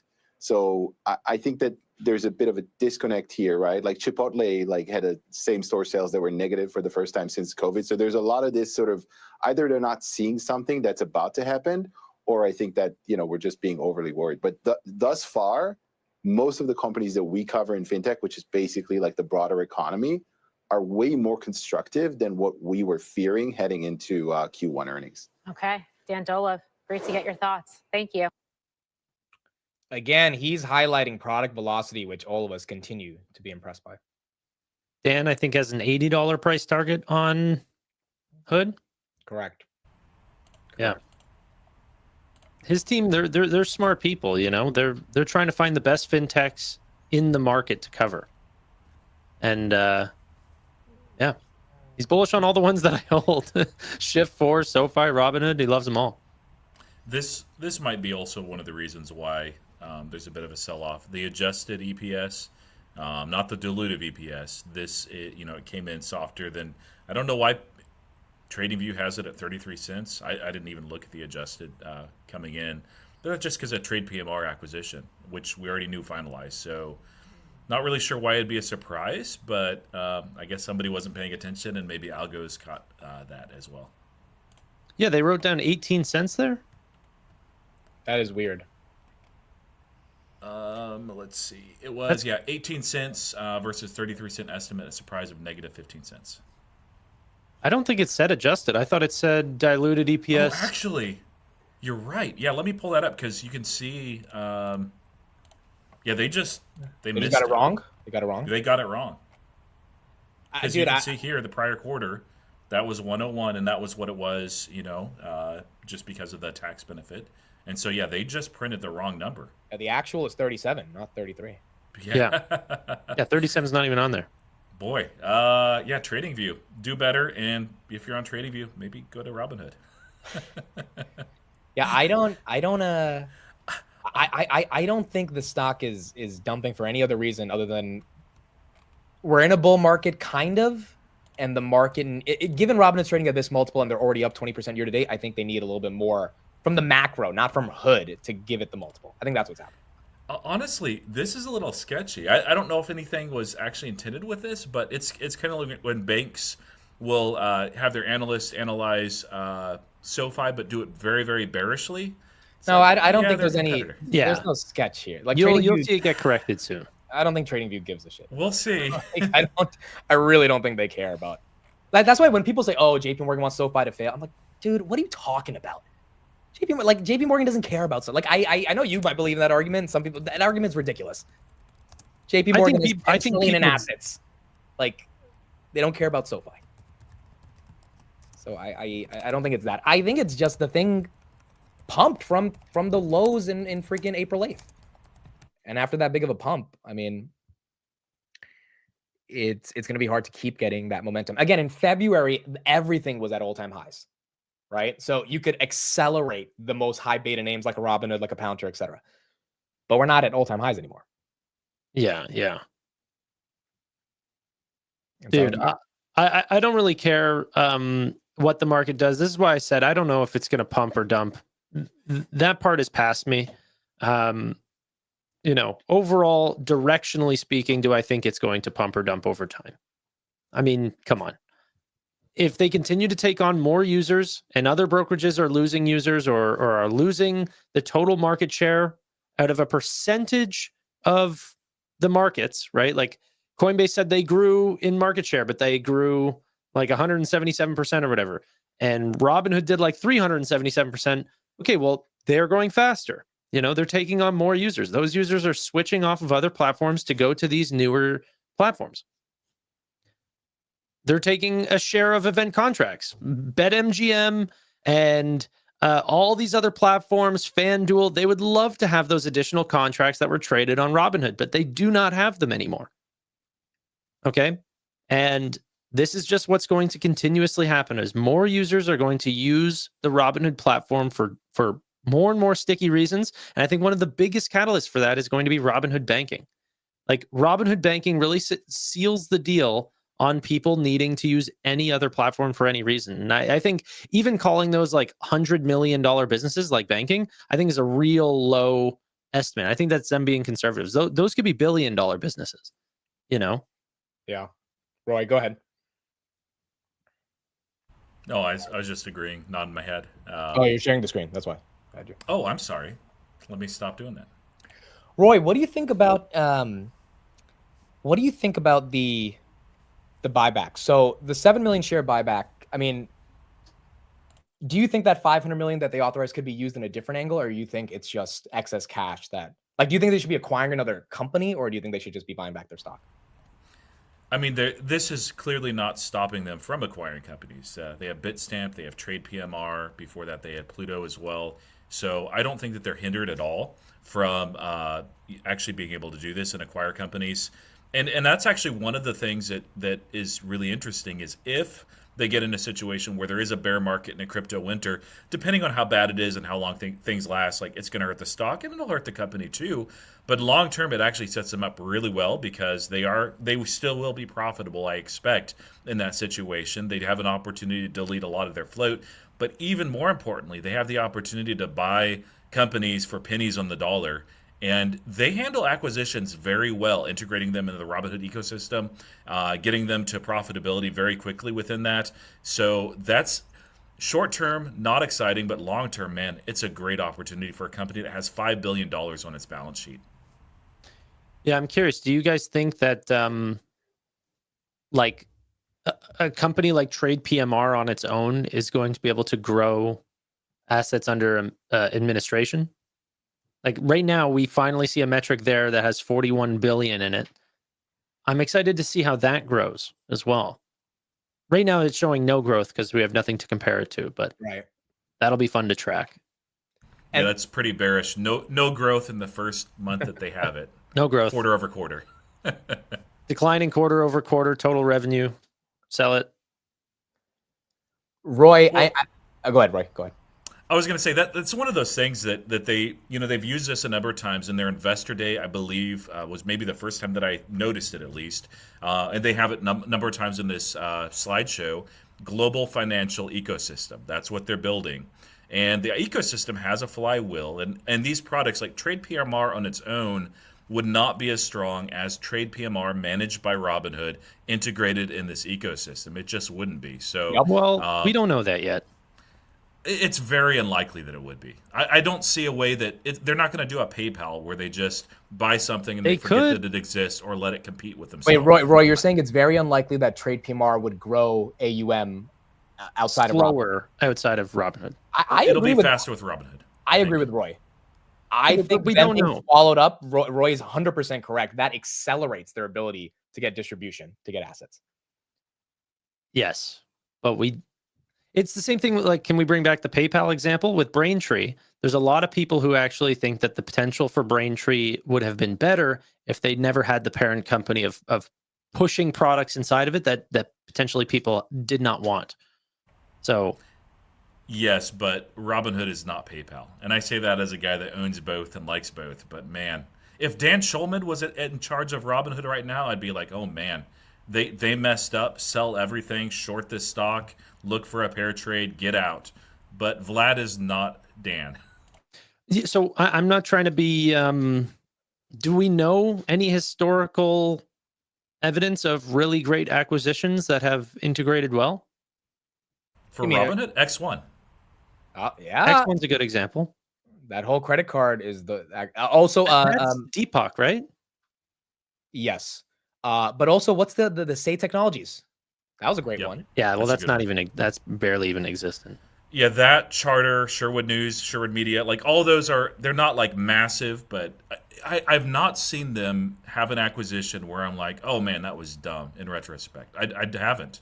And until they hit that point, I'm going to continue to be excited with whatever they do acquire because they know how to integrate it well into their ecosystem. They're not siloed at all. They have a very clear vision and trajectory. And a company like that is acquiring, that is cash flow positive, can do some very good things with acquisition. Now, if the only thing they were doing was acquiring companies, I would be concerned as well. But they seem to know like when they can build something and do it better than anybody else, when to partner, and also when to acquire and integrate. And I just trust the management at this point. Yeah, I do too. All right. I'm just We got the Hood call in 45 seconds. I know Trump is speaking, but we're not going to be listening to Trump. We're going to be listening to Vlad. If anyone wants to listen to Trump, go ahead. I'm sure whatever he's saying will have an impact. Robinhood's really not having an impact after hours on their stock. So, I mean, I don't know if Trump's going to have a bigger impact on them. But yeah, for those that want to listen to Trump, you can go listen to him. But for the next hour, we'll be here. Roy, Tanner, and I will be asking a question in the Q&A. And, well, like on the earnings call. Yeah, on the actual earnings call. It'll be Be super fun. And we are going to be excited to see Vlad and the team give us their Q1 2025 earnings call. All right. Thank everybody. We're going to be here and we'll see you after the call. Really quick, if you guys think that there's questions that we should ask that potentially we're not thinking of right now, put them in the chat. All right. Here we go. Chair and CEO Vlad Tenev, CFO Jason Warnick, and VP of Corporate Finance and Investor Relations, Chris Cagle. Vlad and Jason will offer opening remarks and then open the call to Q&A. During the Q&A portion of the call, we will answer questions from institutional research analysts, and we will also answer questions from retail analysts who may hold an ownership position in Robinhood. As a reminder, today's call will contain forward-looking statements. Actual results could differ materially from our current expectations, and we may not provide updates unless legally required. Potential risk factors that could cause differences, including regulatory developments that we continue to monitor, are described in the press release we issued today, the earnings presentation, and our SEC filings, all of which can be found at investors.robinhood.com. Today's discussion will also include non-GAAP financial measures. Reconciliations to the GAAP measures we consider most directly comparable can be found in the earnings presentation. With that, please welcome Vlad and Jason. Devant toi, mon cœur se serre. Devant toi. All right. Hey, everyone. Great to speak with you again today. Thank you for joining us. This is our second live video earnings call. I think the last one hopefully was informative and entertaining, so we're happy to be with you again.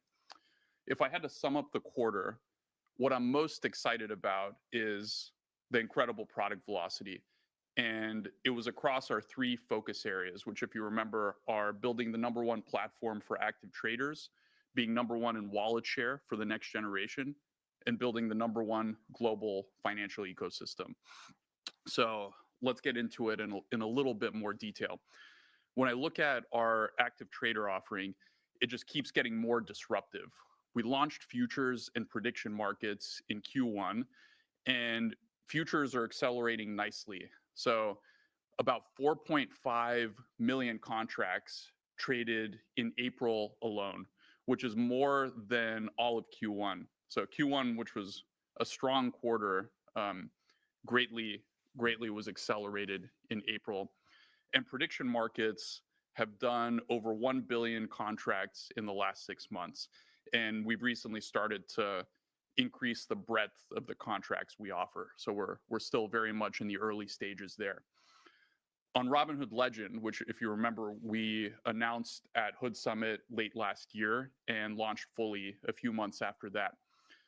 We've been making a lot of improvements. We've upgraded speed. We've brought in new asset classes like crypto and index options. We've added support for joint accounts, more indicators and charts, and really more features being shipped on a weekly basis. So the team has just been executing incredibly quickly on making Robinhood Legend the best platform for active traders. And all of that has been driving strong incremental volume on the Legend platform. There's actually a lot more to come. The team's already spending a lot of time preparing for the second annual active trader event, which we'll be holding this fall. We're also working to serve far more of our customers' assets. So at our last City of Gold event, just this past March, we announced 3 new products: Robinhood Strategies, Robinhood Cortex, and of course, Robinhood Banking. Pretty awesome that Robinhood Strategies already has over 40,000 customers and over 100 million in assets. So that's gone off to a very rapid start.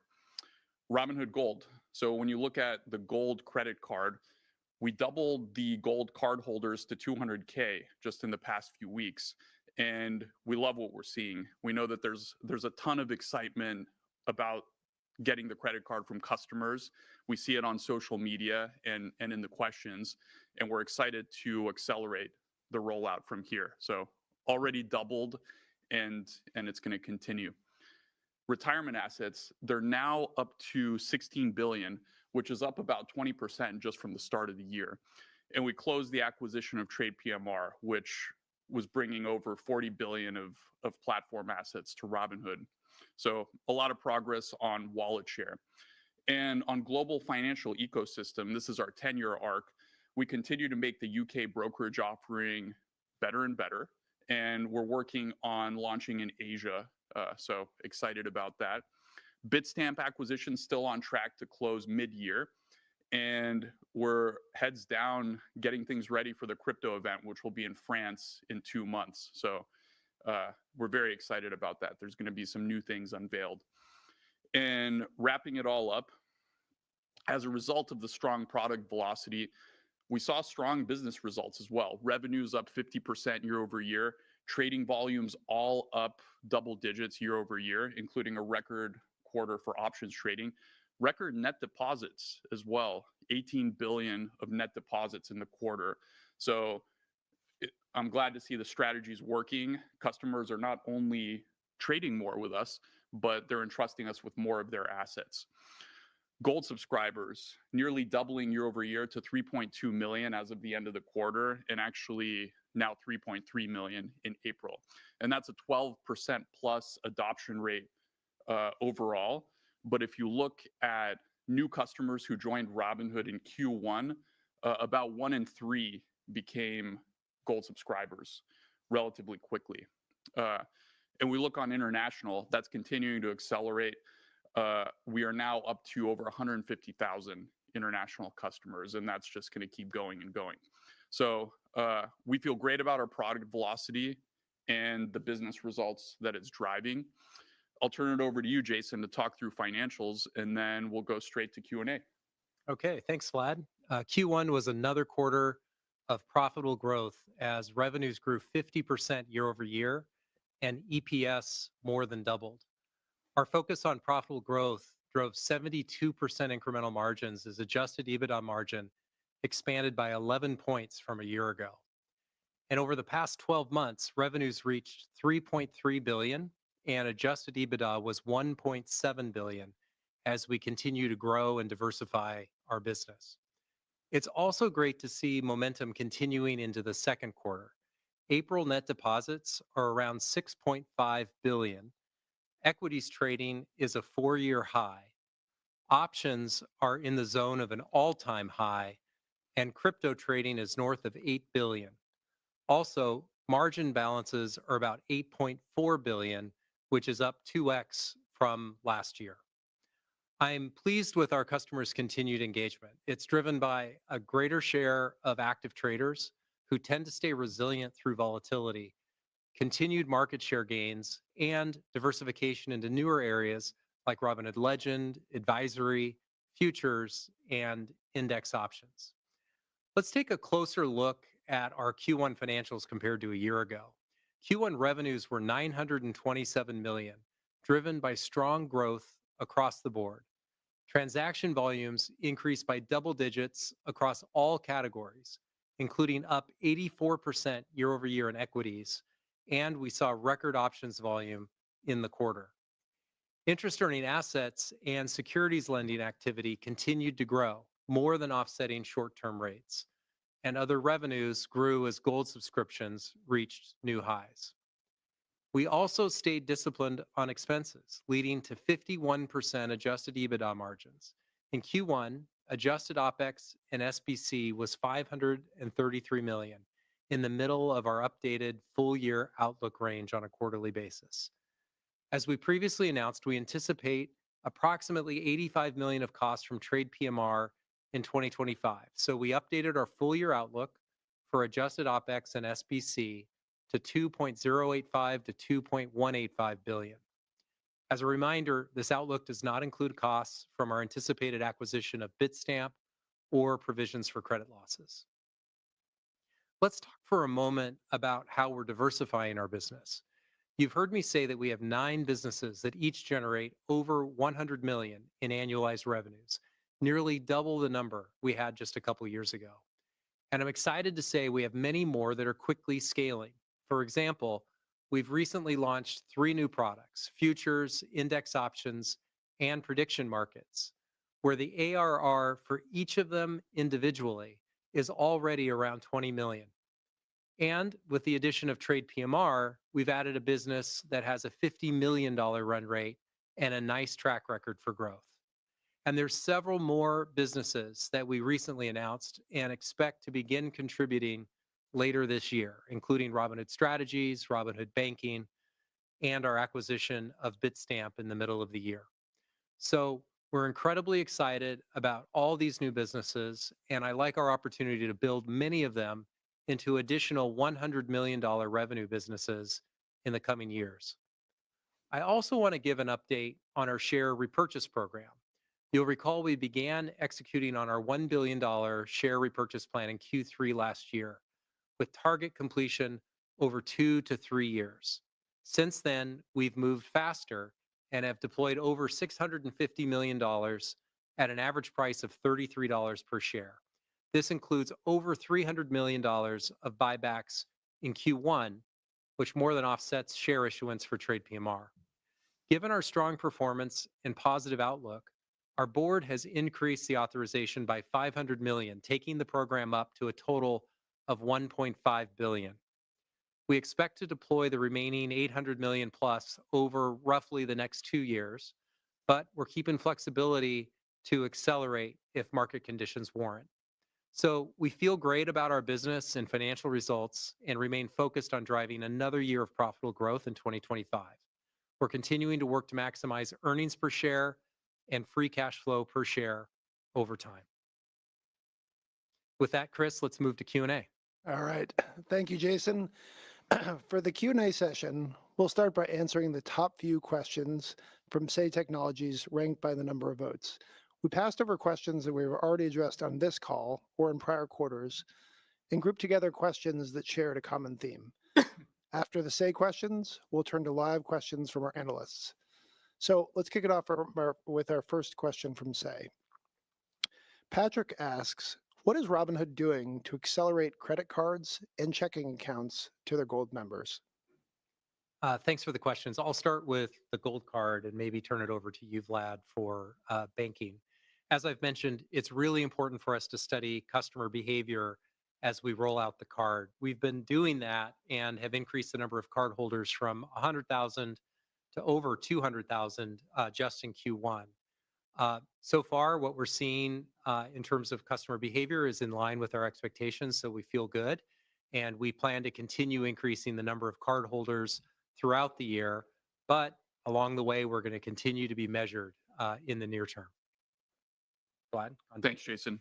Yeah, on the banking side, so we announced at the Lost City of Gold event back in March, Robinhood Banking. And the philosophy behind this product is that we want to build a compelling banking experience for the top of market. So if you're someone who's a high net worth individual with more assets, we wanted to provide a digital banking experience where you would feel like you're not making compromises relative to your brick and mortar bank. And I don't think any digital bank has taken that approach. So we're extremely excited. We've been testing the product internally. It's looking really good. I think you're gonna like it. And at the event, we announced rolling out to the public in Q3, and we feel good about that date. So stay tuned. The team's been working incredibly hard. Awesome. All right. Thanks, Vlad. The next question is from Nico, who asks, when will users be able to invest in private companies such as SpaceX? Yeah. So this is actually one of our top policy priorities. We believe that it's actually quite crazy that, you know, customers can't invest in private companies, given that private companies are staying private longer. The days of, you know, a Microsoft going public at a multi-hundred million market cap, or Apple at relatively low market caps, and you being able to take advantage of a lot of the appreciation in public markets, they're fewer and far between. Now you have companies like OpenAI and SpaceX still private and in valuations of hundreds of billions. So those gains are accruing to a smaller and smaller group of insiders. We have the technology to do this. And in fact, I wrote in an op-ed for the Washington Post that you know, tokenizing private equities is a huge unlock, both for individuals, but also for these companies and for crypto technology, which can actually solve a lot of the problems in secondary market transactions that have been tried thus far. What's needed is comprehensive security legislation in the US, and also for us to rethink the accredited investor rules, which shut out north of 80% of the public currently. So both of those we're making progress on. We're in active discussions. There's definitely a willingness from the administration and lawmakers to engage in these issues. So stay tuned, but we believe we're going to make progress here. Great. Thank you, Vlad. And then the last question is from Paul, who asks, when will Robinhood offer 401k plans to businesses? Yeah, thanks, Paul. Our 10-year arc, our long-term arc, is to build the #1 global financial ecosystem. And what that means is expanding our business from retail only, which it pretty much is now, to also serving businesses and institutions, and also expanding from primarily US to being a full global platform serving customers everywhere, regardless of whether they're individual retail businesses or institutions. And so when we look at that B2B opportunity, we think businesses and institutions have fundamentally similar needs in many ways to retail. The things that we're building, the innovations we're building for retail, things like 24-hour trading, rock bottom margin rates, also appeal to institutions and businesses. And there's so many opportunities. 401k administration for businesses is one. You also look at things like employee stock plan administration for public companies. You look at institutional prime brokerage, and of course, serving registered investment advisors, which we're now getting into through Trade PMR. And we think that's an enormous opportunity to serve businesses. If we look at registered investment advisors, it's a business that has an additional layer of compounding. So not only are we taking advantage of the great wealth transfer, where young people are going to be making more and more money over time, we're getting more customers, but as we get more advisors, that's a third layer of asset growth. So for the near term, we're working really hard to integrate the Trade PMR team and technology, build a great experience serving registered investment advisors. We want to make sure we stay super focused and we don't take on too much. So that's been our B2B focus for the near term. But over the long term, we do think 401k is a sizable opportunity that we'd be excited to tackle alongside all the other things in our 10-year arc. Great. All right. Thank you, Vlad. That concludes our shareholder questions from Say Technologies. Now we will open the call to Q&A. We ask that each person limit themselves to one question and return to the queue if they would like to ask a follow-up. To enter the queue, please press *11 on your phone. And if you'd like to leave the queue, please press *11 again. The first question comes from Chris Allen at Citi. Chris? Yeah, afternoon, guys. Appreciate the question. The health of the retail customers is a big focus in the current environment. I was wondering if you could peel back or provide some additional color on April. Metrics you provided were very solid. Curious if margin balances kind of improved towards the back half of the month, whether you've seen net new account openings and the strong deposit numbers. Are those coming from existing customers or new customers to? Hey, Chris, thanks. It's Jason. I'll take it. And Vlad, feel free to add in. So we saw incredibly strong engagement across the board, not just in Q1, but it continued into April, as we said. And it was throughout the month of April. So I wouldn't say it was front loaded or back loaded. It was really a strong month in total. We're seeing strong additions, as Vlad alluded to Robinhood Gold. And you know, the strength in net deposits is pretty diverse. And what's different about us today than perhaps a few years ago is there's just a lot more options for customers to place their assets, whether it's the growth in retirement, the nascent growth in strategies, certainly brokerage. We're also seeing it go into crypto. So I'd say that there's a pretty broad-based strength of retail engagement that we're seeing, and all signs are positive throughout the month of April. Yeah, the only thing I'd add to that is, unlike where the business was back in 2022, where we were predominantly focused on novice investors, the new focus on being the best platform for active traders has made us more resilient in times like these, because we used to just not have a lot of mechanisms for customers that were more sophisticated, that wanted to trade sideways or declining markets. They just couldn't engage in that super easily on Robinhood.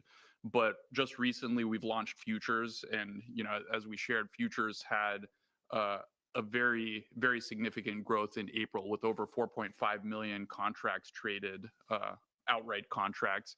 We've rolled out an amazing experience for multi-leg options trading on mobile, the side-by-side chain, which will make it easier for advanced traders to engage in the multi-leg strategies. And Robinhood Legend continues to grow and get better.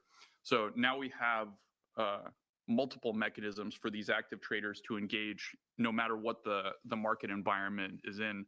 So even though we're diversifying the business with 9 business lines of over 100 million, and we're getting less reliant upon trading in the revenue mix, even within trading, it's becoming more resilient.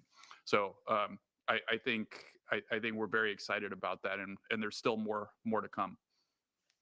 Great. Thank you, Jason. Thank you, Vlad. The next question is from Dan Dolev from Mizuho. Hey, guys. Hey, Jason. Hey, Vlad. Great quarter as always. Very impressive. Really quick, looks like Robinhood Gold is doing really, really well. And hopefully I didn't miss and it was already addressed. But, this seems to be growing way faster than we had expected. What should we be thinking about in terms of the trajectory of the growth here? Because it seems to be, I think you had 550,000 quarter over quarter increase this quarter. So maybe just some color on how big it could be and just the velocity there, which seems to be very impressive. Thank you. Yeah. Maybe I'll share some higher level thoughts. Jason, feel free to add in. Yeah, our aspiration, I already think Robinhood Gold is the best deal in financial services. But I think the aspiration is to actually make it on par with the best membership loyalty programs out there. So we're not just looking at financial services as a benchmark. And in reality, these types of products are, until we came along, relatively unique in our industry. But we're looking at things like the Costco membership. Amazon Prime is an inspiration. And we're really sort of like students of this. And I think that the improvements that we've made in day one and Q1 attach rate, which have been tremendous, are just the beginning. I think that when you keep hearing how crazy high of a value gold is, and why we don't raise the price, not just from analysts but also customers, I think we feel very good. We're on the right track, and credit card is continuing to roll out. That's in the relatively early stages. Banking, which is going to be a gold only product, that's looking really, really good. So as far as we can see, the gold roadmap is looking very solid. Great. All right. The next question is from Devin Ryan at Citizens. Hey, Vlad. Hey, Jason. How are you? Hey, Devin. Want to ask a question on crypto, specifically, seeing a little bit of a pullback, record fourth quarter, and we know, that was kind of particularly elevated. But would love to just get a little bit of color from what you're seeing or hearing from customers there, because it's still very active. And I know you're going to have the update in June, so I don't want to completely front run it. But at the same time, I'm curious kind of the level of urgency to do more as this industry is getting unlocked. We're hearing more about kind of a race on stable coins, and so just love to kind of get a sense of how hard you guys are pushing there, and then also just the engagement from customers, just given that we're off the highs a little bit. Thanks. Yeah. So, I mean, crypto had an awesome quarter. We had about 260 million in revenue for the quarter, which was the second highest quarter in recent years. Last quarter obviously was higher than that, but it's going to go up and down in terms of trading volumes.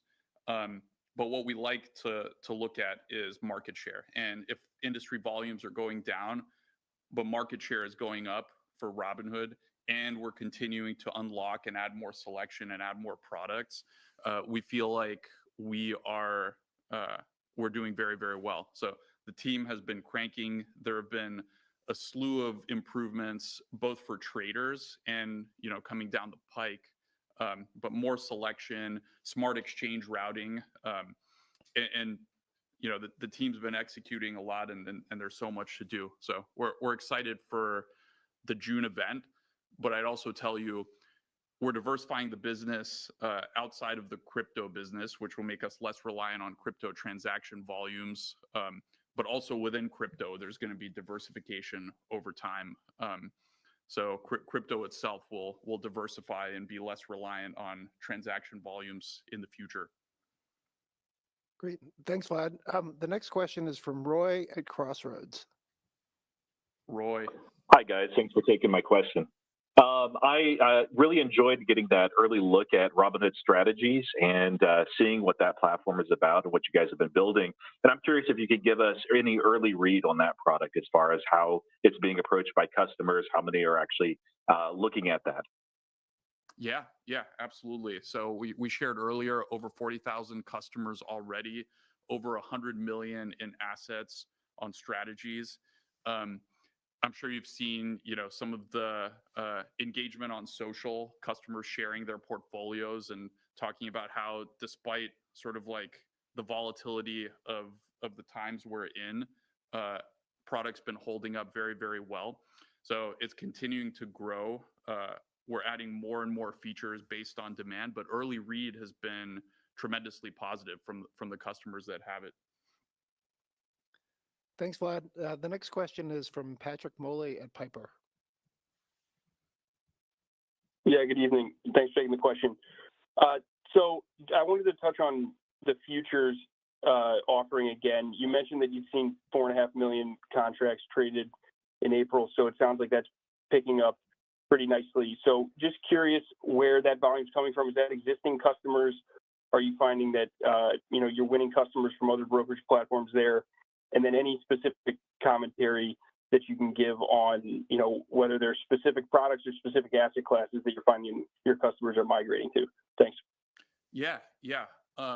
So I think it's a little bit early to give you sort of like the full read, but we're seeing good signs of these volumes being incremental, actually. And the reason we can tell is we look at a lot of our futures traders, they also are trading equities and other assets.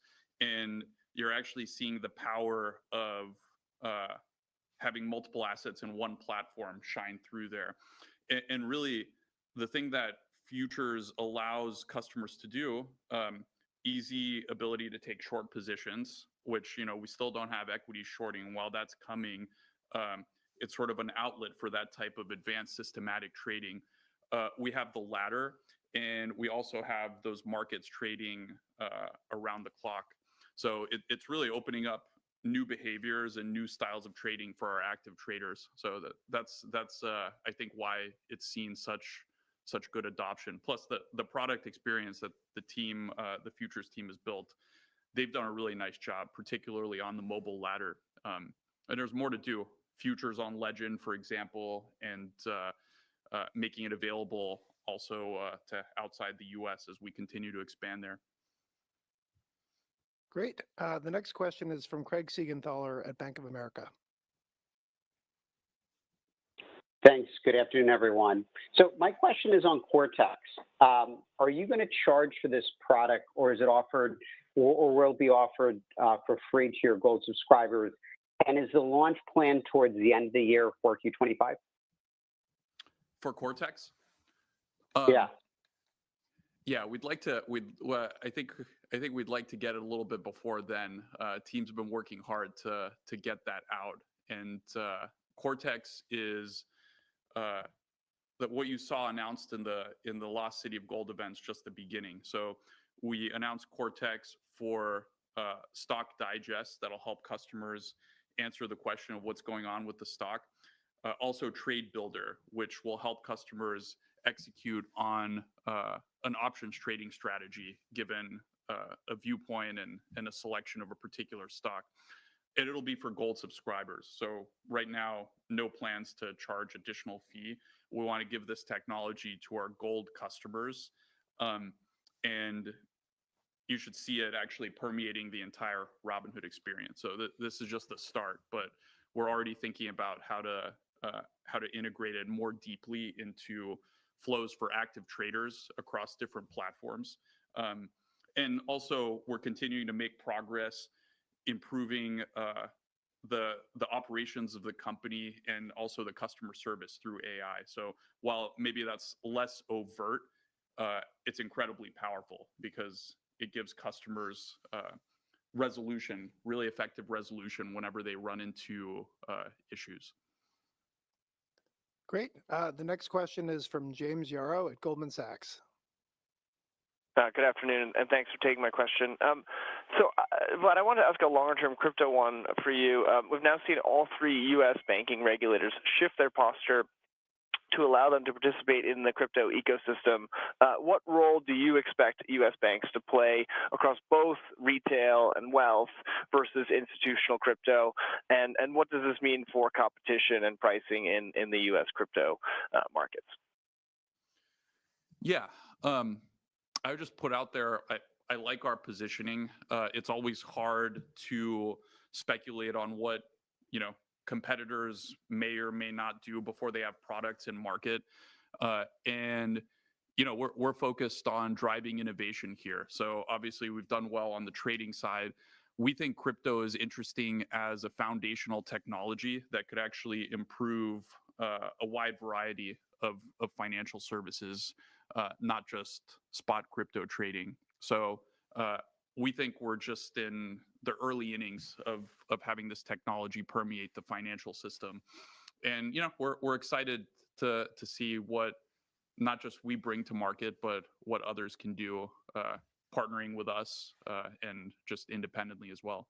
I think as more competitors enter the market, it makes crypto more mainstream, which makes the market bigger. And I think we've been demonstrating our ability to take market share. So I really like our competitive position. Thank you. The next question is from Amit at Amit is Investing. Hey, Vlad. Hey, Jason. Congrats again on a great quarter. My question here is on the promotion you guys ran for the 2% match in March. Jason, I know you said you've loved the unit economics on these matches.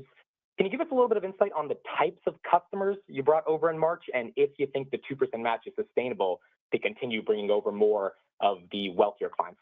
Thanks, guys. You bet. So first of all, incredible engagement by customers, record level of net deposits. The promotions were not the majority of that. In fact, they were, in Q1, less than 15%. Customers love it. We love it. And you're right, Amit. I love the economics of it. The payback periods are really attractive, consistently below, across all of our promotions, below the clawback periods on that. In terms of the kinds of customers that we're getting large customers. The average customer transfer per user was $90,000 overall. So we're getting large customers.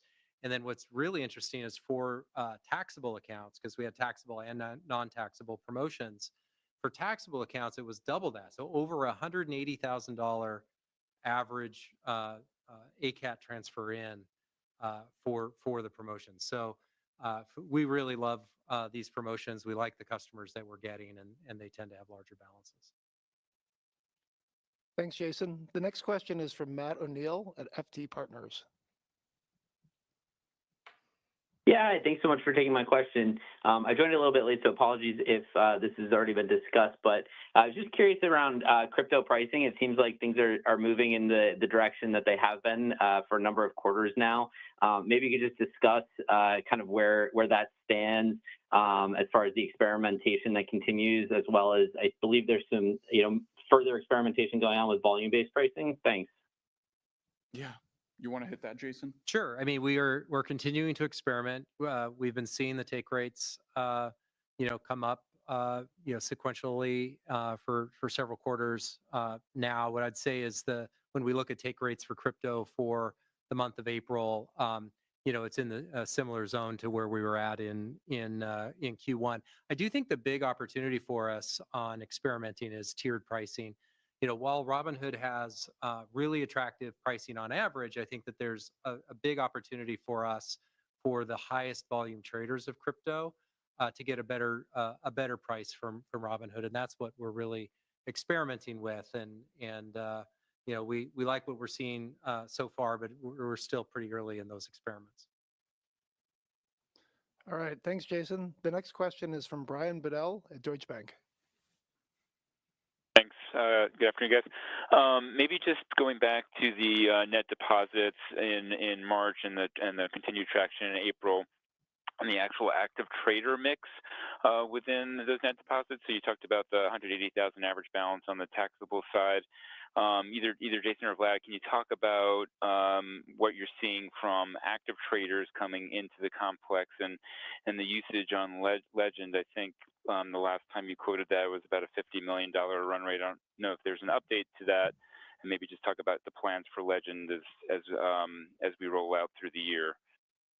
Maybe I'll start, Vlad, and then you can kind of fill in. So last quarter we said $50 million ARR. We didn't update it this quarter. We'll just update that periodically. But I can tell you that we've seen strong growth sequentially in volumes through Legend as active traders continue to adopt and engage with the product, and as we continue, to Legend. One thing that's really nice is that when we look at incrementality, the vast majority of the volumes that are coming through Legend are incremental. So that's super encouraging. Yeah, and in terms of roadmap for Legend throughout the year, rounding out the feature set. So futures on Legend is oft requested. Customers want to see the ladder, which they love on mobile on Legend as well. And then continuing to refine and improve the active trader experience and also the live streamer experience. So we've added a bunch of new widgets, snapshot, to make live streaming on Legend better and better. So the velocity of this team continues to be really, really strong, and we've got more in store even prior to the active trader event in the latter half of the year. Great. The next question is from Ben Budish at Barclays. Hi, good evening, and thanks for taking the question. I was wondering if you could, Jason, if you could talk a little bit more about what you're seeing on the credit side. I'm particularly curious about your expectations for credit loss provisioning for the year. I know it's a hard one to model and probably a hard one to guide to. I think in the last quarter you said it should run maybe like around like the $20 million range. It came in a little bit higher than that, which I'm sure is somewhat in response to the the changing macro backdrop. But how are you thinking about how should we be thinking about that line, and any other color and you can provide in terms of credit behavior? Are people using this card as a are they accruing balances? Are they maximizing for points? What sort of activity are you seeing? How do you think about sort of managing credit risk in this environment? Thank you. Yeah, sure. So first of all, we really like what we're seeing, from our customers. Delinquency rates, write-offs are all, very, very low and in line with our expectations. And when we look at broader industry data, there's nothing that we're seeing that's particularly concerning. That said, we're continuing to have, pretty tight underwriting standards so that we build a book of business that can be resilient regardless of the backdrop. In terms of the provision for credit losses this quarter, I'd actually point you to on the brokerage side, not on the credit card side. We had a step up in some brokerage-related losses, not related to margin book, but more kind of fraud related. Teams all over it, not something I'm worried about. But in terms of the gold card, we like what we're seeing in terms of the customer behavior. We are seeing a nice ramp in the revolve rates, which is in line with our expectations. And customers are engaging with the card in a variety of ways, using it for all types of purchases. And they're certainly enjoying the 3% rewards on the card. So far so good. We continue to hold the path. We added 100,000 card holders in Q1, and we intend to continue to add card holders throughout the year. In terms of the expectations for provision, I would expect it to just increase gradually through the year as we roll out more cards. Yeah, and product experience for the credit card app keeps getting better and better, and it's going to continue to improve, particularly when it becomes the banking app. So we're excited for that in the coming months. Excellent. All right. The next question is from Alex Markgraf at KeyBank. Hey, Vlad. Hey, Jason. Thanks for taking my question. Jason, maybe one for you on just sort of taking all of these new products together and understanding that there might be some yield differential, if you will, or an advisory and things like that. Could you just sort of speak to contribution margin and how you manage that line as you launch and scale new products at different price points, different monetization levels? Yeah, absolutely. Every business that we go into has different economic characteristics. Some might have lower return on assets. Some might be more monetized just directly from trading activity. What I would tell you is that what we're trying to optimize for over time is just increasing earnings per share and free cash flow per share. And I think as a technology company, we're incredibly well positioned to serve a variety of different businesses with a variety of different economic characteristics at a really low incremental cost. And that's leading to pretty high incremental margins. You can see this kind of in our overall business as we're growing revenue much, much faster than our bottom line costs. So we're seeing really nice leverage and 100% increase year over year in earnings per share. So we feel really good about just continuing to stay focused on the customer, our three priorities of number one in active traders, number one in wallet share for the next generation, and number one in global financial ecosystem. And if we think if we stay focused on the customer and keep our primary financial lens on growth of earnings per share, we're heading in the right direction. Thanks, Jason. The next question is from John Todaro at Needham. Hey guys, thanks for taking my question. It's on prediction markets. So 1 billion traded over the last 6 months. Does that basically leave us with 500 million or so that was outside the November election? And then any sense how much was kind of March Madness or sports related versus other events? Yeah, that's right. I'll be happy to field that one. So out of the 1 billion contracts traded, yeah, just less than half of that has been sports, and that's March Madness, but we also had the Masters, and now there's NHL and NBA contracts as well. So yeah, the plan is still continue making the product better. Now that we have so many contracts, discoverability and organization, something that the team's looking at.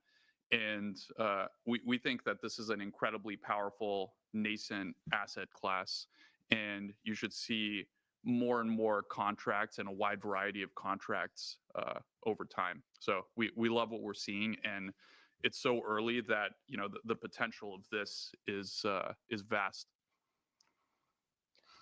All right. The next question is from Tanner at Future Investing. Hey guys, great quarter. Can you hear me? Yeah, we hear you. How you doing? Okay, perfect. Doing great. Within the new verticals like you guys have with event contracts and credit cards, are you guys attracting new users onto the platform without simply going to brokerage first?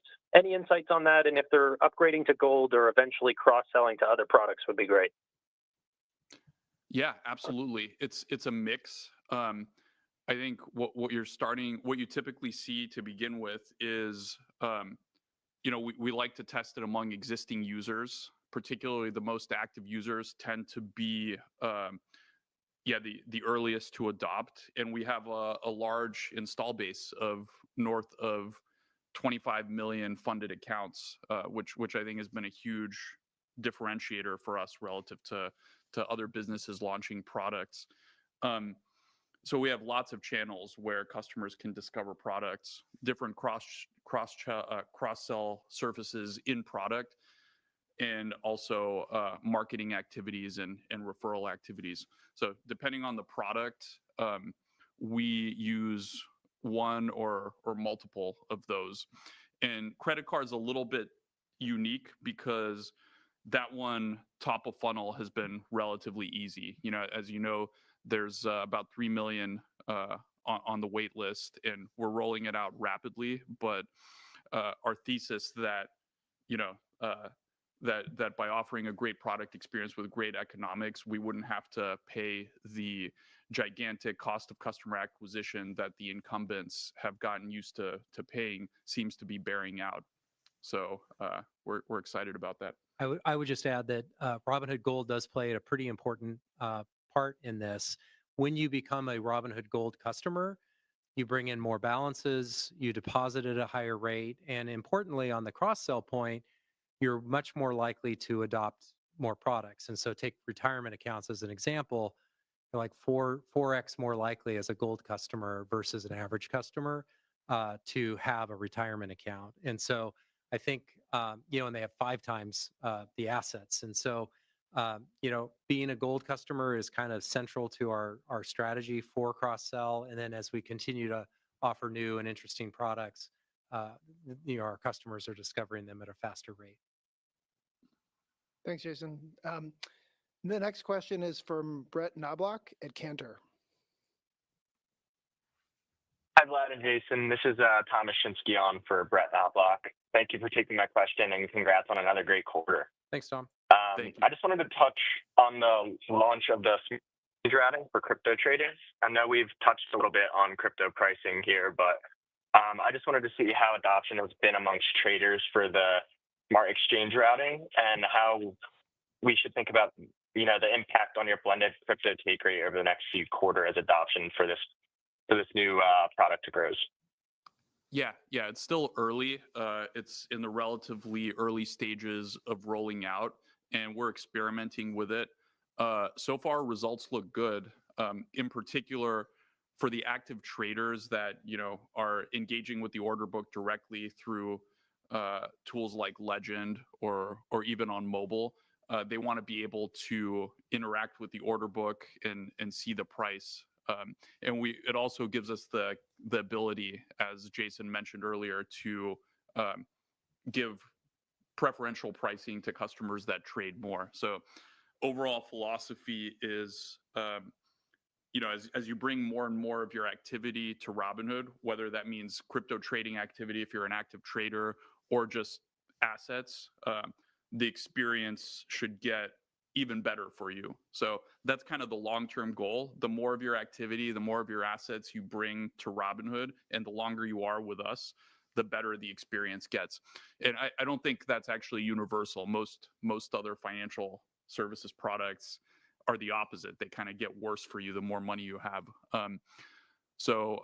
Yeah, stay tuned, but that's kind of where crypto is headed. I think in the future there will be more customization and pricing depending on your activity and sort of your engagement with the overall Robinhood platform. And I would just add that I don't think that tiered pricing necessarily means a lower blended rate. I think the big opportunity is bringing in volumes, trading volumes that are today not coming to Robinhood.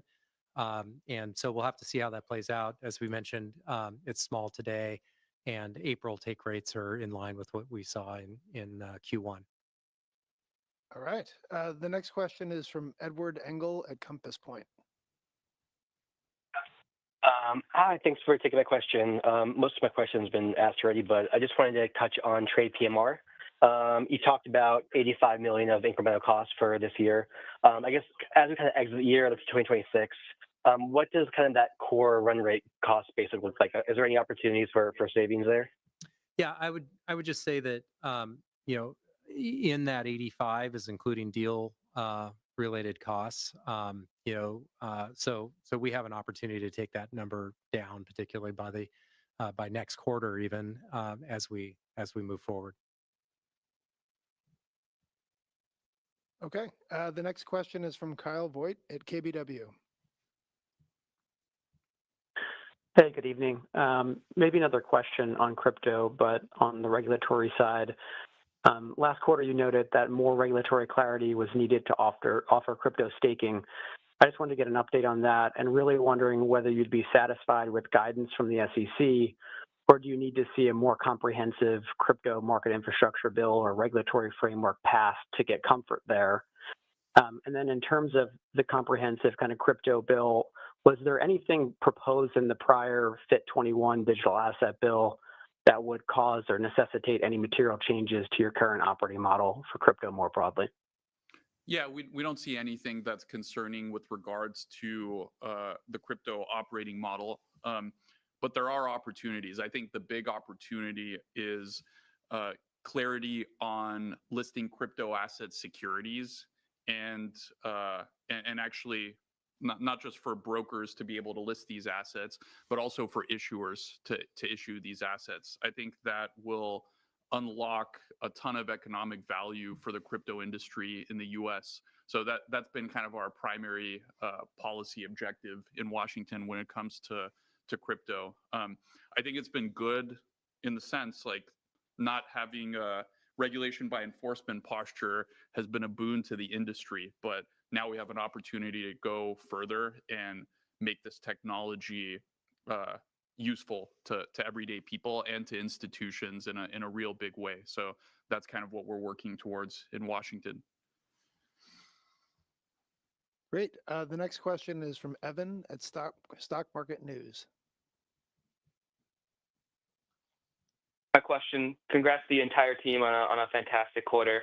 I want to talk a little bit more about, you guys are adding a bunch of new products and features and business lines. I want to ask a little bit about time spent on the app and users' minutes and if you guys have seen any changes and if that's something you guys are watching and optimizing for. Yeah, great question.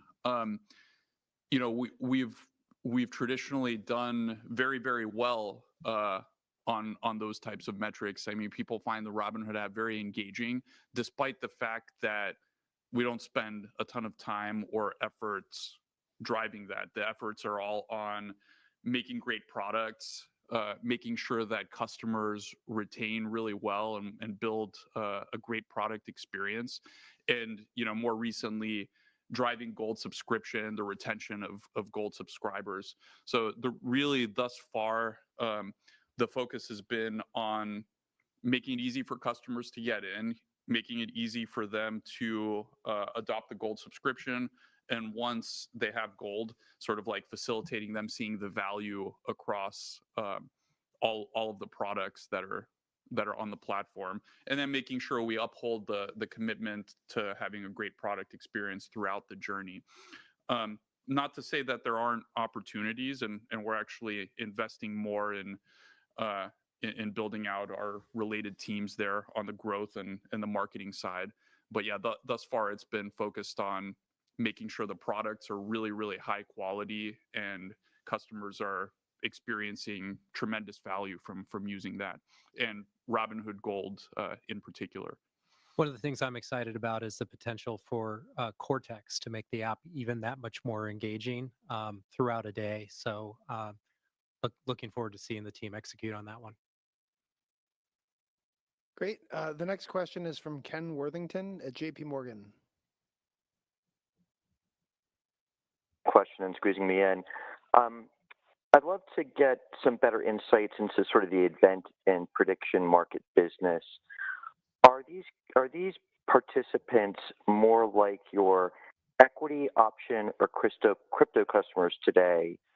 What sort of penetration would you expect in the prediction markets of these customers over time?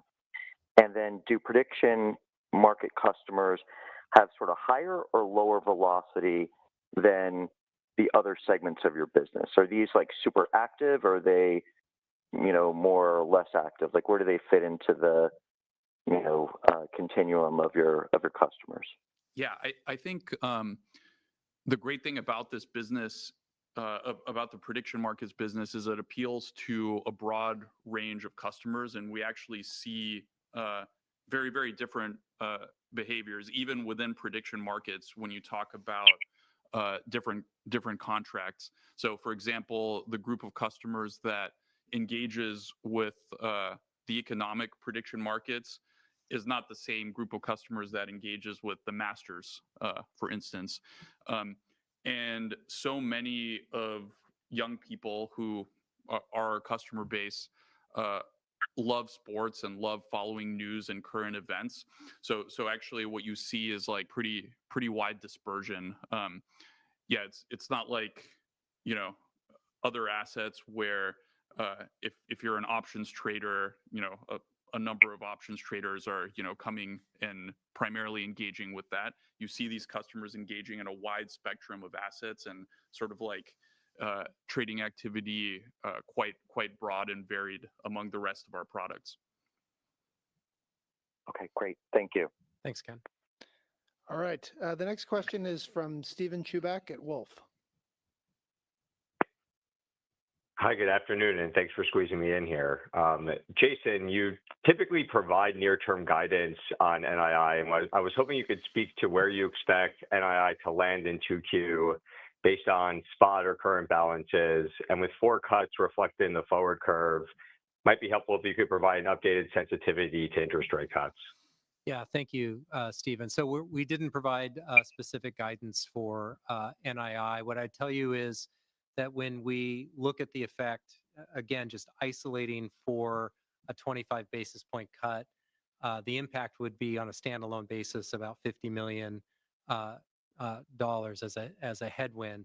Now, when we look at, over the last year, the rates have come down quite a bit, yet we have grown our interest earning assets at a pace that has outpaced the effect of dropping rates. And so it's a little misleading to just hold everything constant and say 50 million. So we're continuing to gather assets from customers, and we've seen a really nice growth in interest earning assets. And then I know you've heard me say many times, we also believe that we've got a really nice natural hedge between interest rates and trading. So as rates come down, there's an expectation that we have that trading would go up and provide a nice offset to any impact there. All right. The next question is from Mike Cyprys at Morgan Stanley. Hey, good afternoon. Thanks for squeezing me in here as well. Just a question on 24/5 markets. I was hoping you could talk about the traction that you're seeing from clients in your overnight sessions, how that's contributing today, and talk about some of the steps that you're taking to drive greater customer uptake of this. And if you look out 3 to 5 years, what does success look like here for your 24/5 markets? What portion of equities options volume do you think this could represent for Robinhood? Yeah, I mean, 24-hour market is continuing to grow. Obviously, you see bursts of engagement when macro events are happening after hours or on weekends, and there you see it in 24-hour market first. And I think you're seeing it become a standard. So probably 5 years from now, you're not really going to be talking about 24-hour market and sort of like core market. It'll become table stakes for any platform servicing active traders to offer this type of feature and to kind of follow us in there. I think you're going to see the exchanges offer it as well. So it'll be an anomaly for something to not be available on 24-hour market. I think it becomes even more imperative when you start looking at international expansion.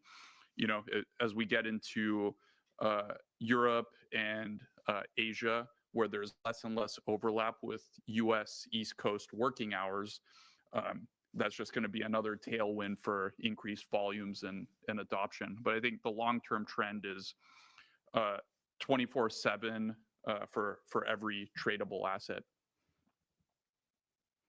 All right. And then the last question is a follow-up from James Yarrow at Goldman Sachs. Thanks for taking the follow-up. I just want to touch on Bitstamp.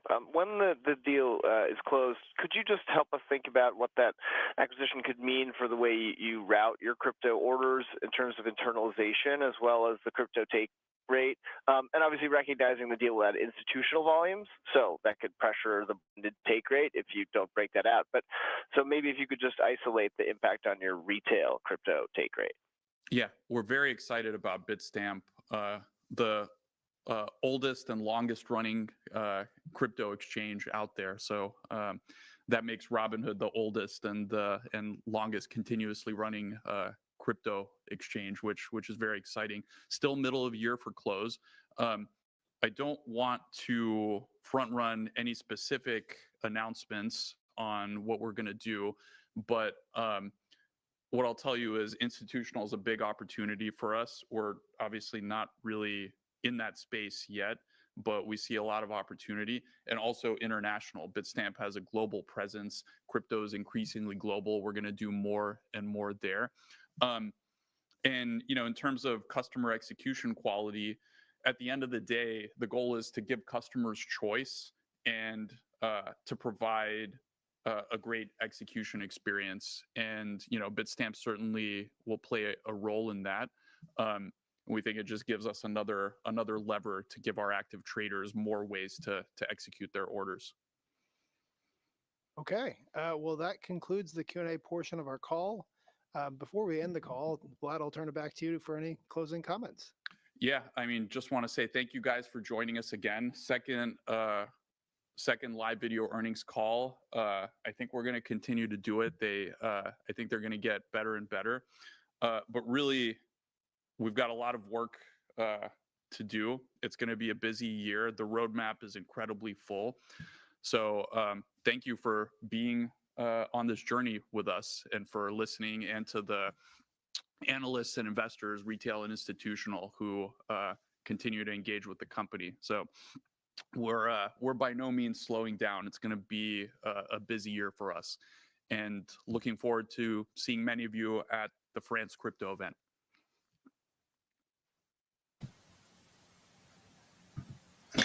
Boom, baby. Boom. There we go. Roy's going to join. His audio got cut off. He'll be back. He has to leave in 5 minutes, but he'll give some thoughts. That was a long one, but Tanner, you like that they took that many questions? Dude, yeah. Yeah, I mean, good companies don't have anything to hide behind. I'll let Roy take over, though, because he's time constrained. Yeah, I mean, that was amazing. Out of any company that I follow very closely, and I'll have to pay attention to Nubanks to see if they outdo it because they have a long call. They answered a lot. They answered everything. If you guys are wondering, this was live. There is a little bit of a delay between the video feed and the conference call on old technology on the phone. Yeah, that was all off the cuff for them. They're competent. They're cogent. They're very clear. I think somebody said in the comments they're going for everything. They are not all at once, but like you can see what they've been launching, what they are launching, and what they're even talking about in the future. It's a company that executes and probably ships product better than just about anybody. I think than anybody in fintech. If not, they've got to be number one or number two. So, and Tanner didn't even manage to tank the stock under 50 when he went. He tried. It went under there briefly, but yeah, we were saved. I think we're under 50 right now. Okay. It's 49.99, so it's not too bad. Roy, you got to get out of here? I've got 5 minutes or so. Okay, cool. So Tanner and I will stay on a bit longer and we'll cover Microsoft and Meta. I don't know what Microsoft just said, but they said something. And I think maybe they increased CapEx and that's why we're pumping. I have no idea. They're on the call right now. Bro, if that's true, hold on, holy. I know that they said they're saving their outlook for the call. So that could have been what just happened. As soon as I get the answer, I will let you know. But it's definitely having some fun right now. Okay, so Roy, I'll just do a couple more questions with you, and then you can get out of here. Your question. Can you explain why you asked your question, and did you like their answer to it? Yeah, I mean, like that's one of those 3 products that they called out in the earnings slide that said there was $100 million potentially run rate in the future in a couple of years. And I'm just kind of curious as they launch out products, like if we'll continue to see that. It's a bigger ecosystem each time they launch something than the last one. And maybe like in a bear market or crypto winter, that'll shrink a little bit. But I expect that the adoption rate of these newer products will continue to accelerate. That at some point in the future, this is like 5 years, 10 years down the road when they launch something, getting to $100 million would be like, yeah, that's nice. But we got bigger goals than that. And it's showing the excellence of their product just to have that amount of people that are actually using the product already. And we'll have to see, like with this product, if they outperform the market as a whole, and they might, like based on their handling the macro events as far as the tariff stuff so far, they're going to get a lot of traction on it. They really will. Yeah, I would agree. Okay, so Tanner, what was your thoughts on the call? Why'd you ask them your question, and how do you think they did? Yeah, my question was about top of funnel products. I wanted to know, even whenever I saw Vlad, this was essentially the same question that I asked him about banking. I was like, hey, you're going to be bringing on new customers through banking that potentially won't even look to your brokerage. They're just going to come here because you guys offer a great banking product. So I just asked him, are you guys attracting new users through just the credit card or just event contracts? And are you still able to get them to gold, to cross-sell them to brokerage? Because in that case, it is a full ecosystem. It's not just one product that's bringing everyone on, and then potentially they can get secondary and tertiary products with their core product, but everyone is coming in for something different, and then you can cross-sell all, great, amazing products. So, yeah, I happy with my question. I don't care that the market didn't even like it. It was just coincidence. Okay. But it was closer to 51.50 when I asked my question. I'm just saying, and then you start talking. I just love that they had you like almost fifth to last. It's like we heard it before the answer, and every time me and Tanner were waiting for it, and it's like, nope, not yet. Bro, if they would have kept me till the last, it's like getting around to 6 o'clock and I still haven't spoken, I would have been like, oh my God, I didn't make the cut. But no, they really did fit in everyone and a follow-up question. So I thought that was really awesome. They should have kept you to the end, and then Vlad should have been like, oh, Tanner, wow, the question's late. That would have been. Yeah, we still have one straggler in the queue. It's Tanner. That would have been hilarious. Okay, so on Microsoft, real quick, I think they said they're AI constrained. That's what one of you guys is saying. No one has it on Twitter, brother. Usually the big accounts have the quotes. No one has the quote. I think it's them saying, based on what you guys said in the chat, they are AI constrained beyond June is the quote. Compute constraint, you mean? Someone said AI constrained. So yeah, I would imagine compute constrained, which Okay. means they need more capex. We don't They have the need more guidance yet, chippies. but they need more chips. Yeah, I'm looking up to see if the transcript's already out. I'll find it if so.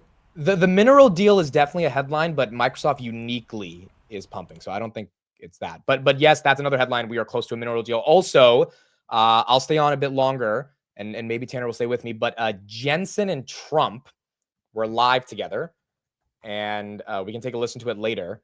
But that also was, something that I would imagine the markets enjoyed seeing. Right? So I did find the quote, if you'd like me to share that, from Microsoft. They say, therefore, we now expect to have some AI capacity constraints beyond June. So that was the quote. Yeah, there it is. Beyond June. We are insane, guys. Like, I mean, I don't know. So Tanner got Roy and I to pull the trigger on NVIDIA about a month and a half ago. So shout out to Tanner. But we all three are bullish NVIDIA and Hood. I haven't got any thank yous yet because the stock is down. So right now I'm just a net loser of their money. But that's not going to be forever, boys. All right. Yeah, I'm going to make you guys some money, and then he turned us into bag holders. In terms of my question, so I think I'm forgetting exactly what Jason said, but I asked about the quality of people they brought over, and from what I remember, he said these people have a lot of money. Like the average account balance is well over 100K or something like that. And so from that perspective, 7 billion we brought over in March, mainly because of that 2% match. That means a lot of people probably left Schwab and Fidelity to take advantage of that. Robinhood's going to get an ROI on that in the future, but those people are going to sign up for the credit card. They're going to deposit money. They're going to take out margin. Wealthier people tend to leverage. They're going to deposit more money later in the future. They're going to use Robinhood strategies. Maybe they're interested. I mean, there's just so many ways for this flywheel to go up and to the right for a long time. So whatever happens to the stock is whatever. But I think that is, if you're buying a growth stock, you're buying that future growth. And I think that future growth is going to be there. I was going to ask another question, but it was just too small to ask on an earnings call. But I was hoping, or maybe just a suggestion, that they were going to do something with events contracts and gold. I hope that they offer some sort of benefit to every single product that they have. That if somebody is gold, that they have a better connection to each individual product. And events contracts, I think, is going to be one of those top of funnel products where people are coming for just that product through Robinhood. So hopefully they change that. Oh, wow. Hold on, Roy. Roy, go ahead. Tell us what you just sent us. Yeah, we got an email, and I'm assuming it's public knowledge, although I don't see that on their website, but I think it would have to be some... Do you want to... I think it has to be, yeah. If they sent it has to be, yeah. There's no way that it's not. So it's from the April numbers. So net deposits were around 6.5 billion options. Trading is on track for an all-time high. For reference, the prior high was March 2025. Equities trading was a 4-year high. For reference, this was the highest since Q1 2021. Crypto trading was over $8 billion. Margin book was in the ballpark of 8.4 billion. So okay, so let's just go through that real quick. Net deposit 6.5 billion. That's one of their second highest. I think that is the second highest month ever. That's great. That means retail put more money versus taking it out. Equities all-time high, options all-time high. Crypto 8 billion. That's significantly lower, but we expected that. That's still good. And margin book did decline by about 400 million. So yeah, and for reference, IBKRs declined like 10 to 12% over the same time frame. So I mean, they're doing well. There you go. I mean, I was confused why they didn't give us April numbers, but I guess they were just waiting until the end. So that's a solid month. Given the type of month we had in terms of volatility, that's a solid month. Yeah, it is interesting though, right? Crypto trading, it's early, but that can definitely harm earnings if that stays up for the next 3 months. Yeah. Margin book is decreasing. Net deposits are still net deposits, not net outflows. And 6.5 billion. I mean, I thought people were going to take money out and they were just scared, but we've seen from all the data retail's buying the dip. It seems like they legitimately are buying the dip. On that note, guys, thanks for having me on. It's been a blast, and I'm going to leave you guys to break down and give all the answers for the market ever. And so If you're watching my channel, thank you guys for doing that. Hop onto these guys' channel. I think mine will continue either way, but that way you can ask questions that they can answer. If you want, Roy, you can end it from your side on. Let it keep playing. Let it keep playing. If people are watching, they might keep watching. Yeah. Real quick, Roy, before you leave, on my channel, this is Roy's YouTube. Please make sure to subscribe to his YouTube. He's closing in on 4,000 subs, and he started like a couple months ago, which is pretty insane. I listen to his videos, and it makes me feel calm. Like, it's just the most relaxing voice ever. So if you're not subscribed, please make sure to subscribe to him. He's a good friend, and he's a great analyst as well. Thank you, Roy. Thank you, guys. Good night. See you. Yeah, I'm probably gonna leave as well. What? Dude, I gotta get back to work. Guys, this is how Tanner is like he's like a girl who breaks your heart, dude. He'll say he'll love you, say he'll want to be with you forever, and then he'll leave. Man, I'm hanging out with this guy after the meetup, and we've been hanging out all day. I hung out with him all day yesterday. We get dinner in T-Dot.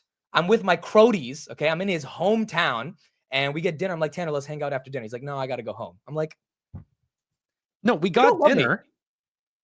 We got dinner and everything, and then he goes, oh, let's go do this. Let's go do this. I'm like, man, by the time I get home, it's gonna be so late. It's gonna be like 11 p.m. I got a family, man. I'm living in a suburban white picket fence. I got a wife. We're trying to get some kids going. I can't be out all night. Okay, well, she's not a wife yet, but she No, I don't have kids on the way. So, but you know, he was like, oh, I have to take care of my dog and my cat. I'm like, all right, Tanner. that was the night before. All right, buddy. Okay, so I'll stay on a little bit after you leave, but yeah, just raw thoughts on this quarter for Hood to end it off. Dude, I'm a happy camper. Volatility will not determine whether or not I hold this stock for the long term. It could determine more entry prices, buying back more if the stock falls. But the entire market can see that they're not selling this company off because they just see the execution is so much higher than any other name, especially in fintech. But just like, in markets in general, they probably have one of the most A+, engineering teams out there. So they're a tech company that is playing in financial services and not the other way around.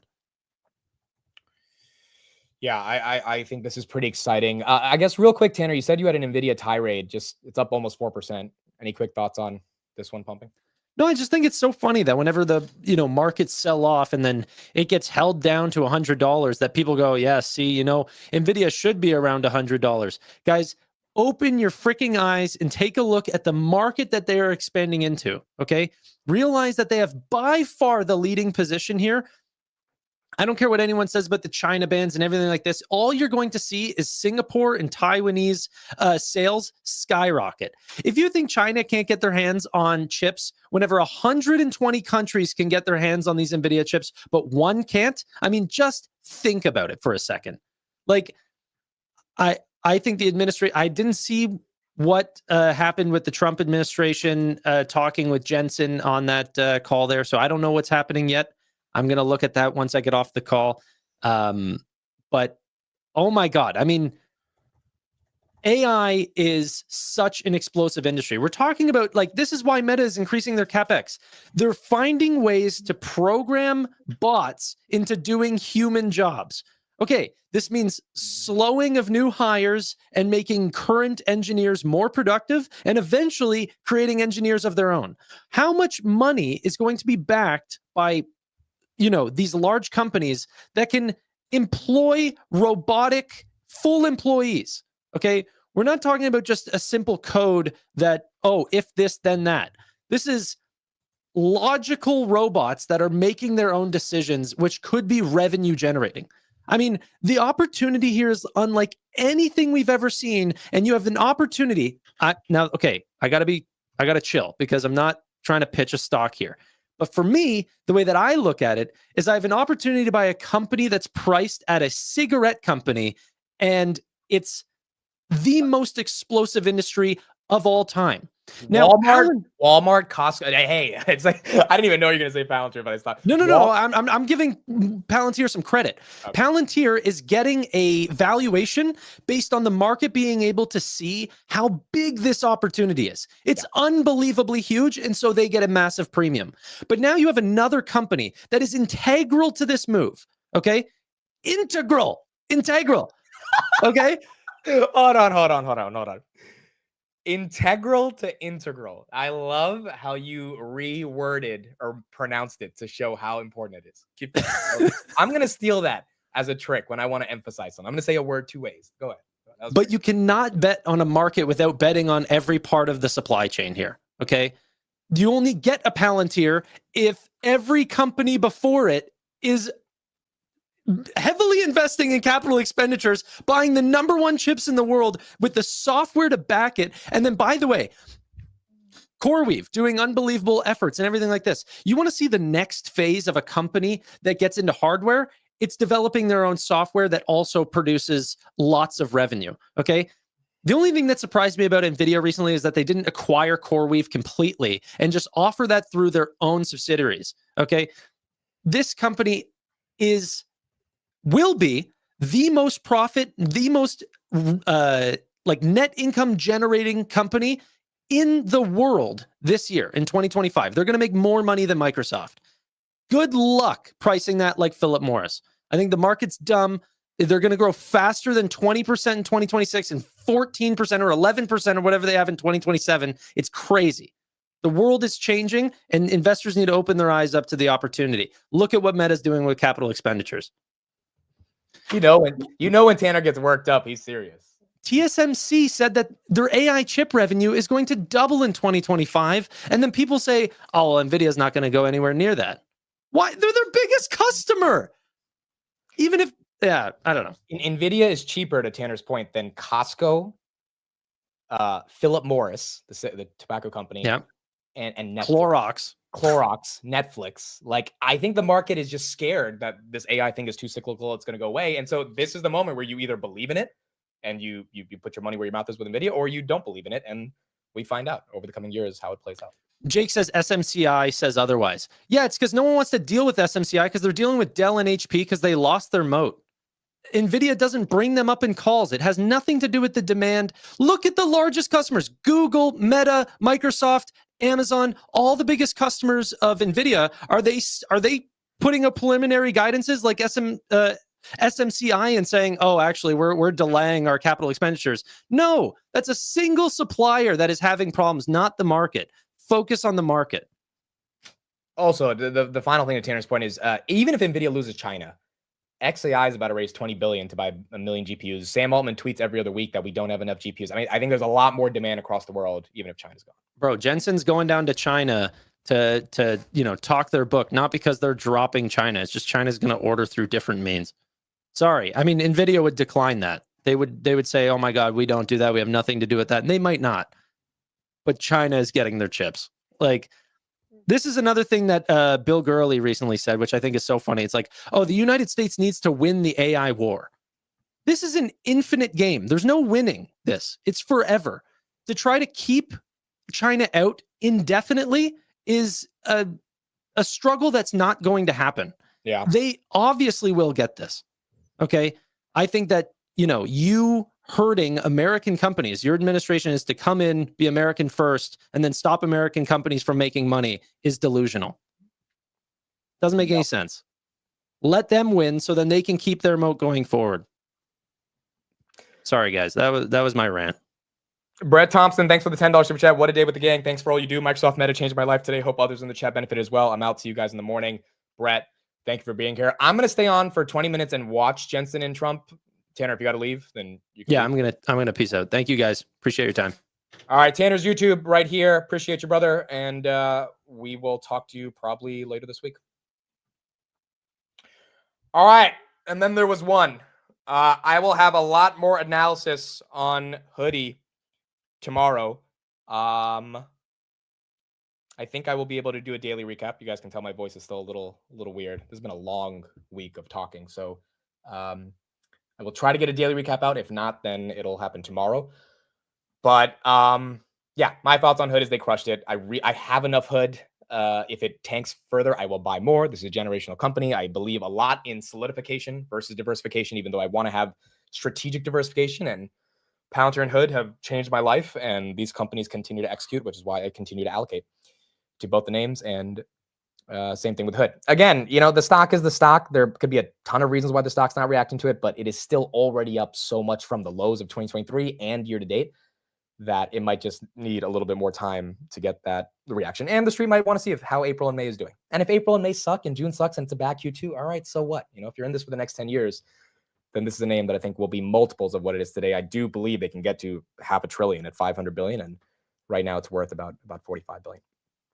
All right, so Jensen Trump, I haven't heard it. Let's hear what they had to say and how Jensen interacted in his first time publicly working with Trump. Over the next 4 years to manufacture the most powerful AI chips entirely in the USA for the first time ever. Jensen, would you come up and say a few words? This is a smart cookie.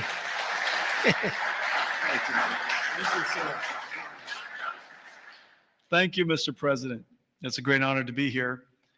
NVIDIA reinvented computing for the first time after 60 years. In fact, Ervin at IBM knows quite well that the computer has largely been the same since the 60s. The IBM System 360 described really quite perfectly the computer that we use today. Central processing units, operating systems, the separation of hardware and software, I/O subsystems, multitasking. All of the words that we use to describe computers today were really invented in 1964, the year after my birth. Well, after all this time, we've reinvented computers again. This is what a processor looks like. It's on the right there. People say it's a GPU. That's one GPU unit, and it's 70 pounds, 60,000 parts, 10,000 watts. In order to manufacture it requires probably a couple of hundred companies in the supply chain. It is so heavy that it requires robotics to do. It's so precise. And just to test a supercomputer requires a supercomputer. And we're going to build NVIDIA's technology, the next generation of that, all here in the United States. Without the president's leadership, his policies, his support, and very importantly, his strong encouragement. And I mean his strong encouragement.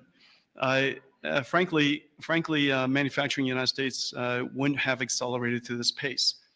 Manufacturing isn't about low-cost labor anymore. Manufacturing is about technology. And most of the factories that build these systems today are the most advanced factories in the future. And we're going to use artificial intelligence and robotics and omniverse digital twin technology to make it possible for us to create the factories of the future. And we ought to build it. We ought to build it right here.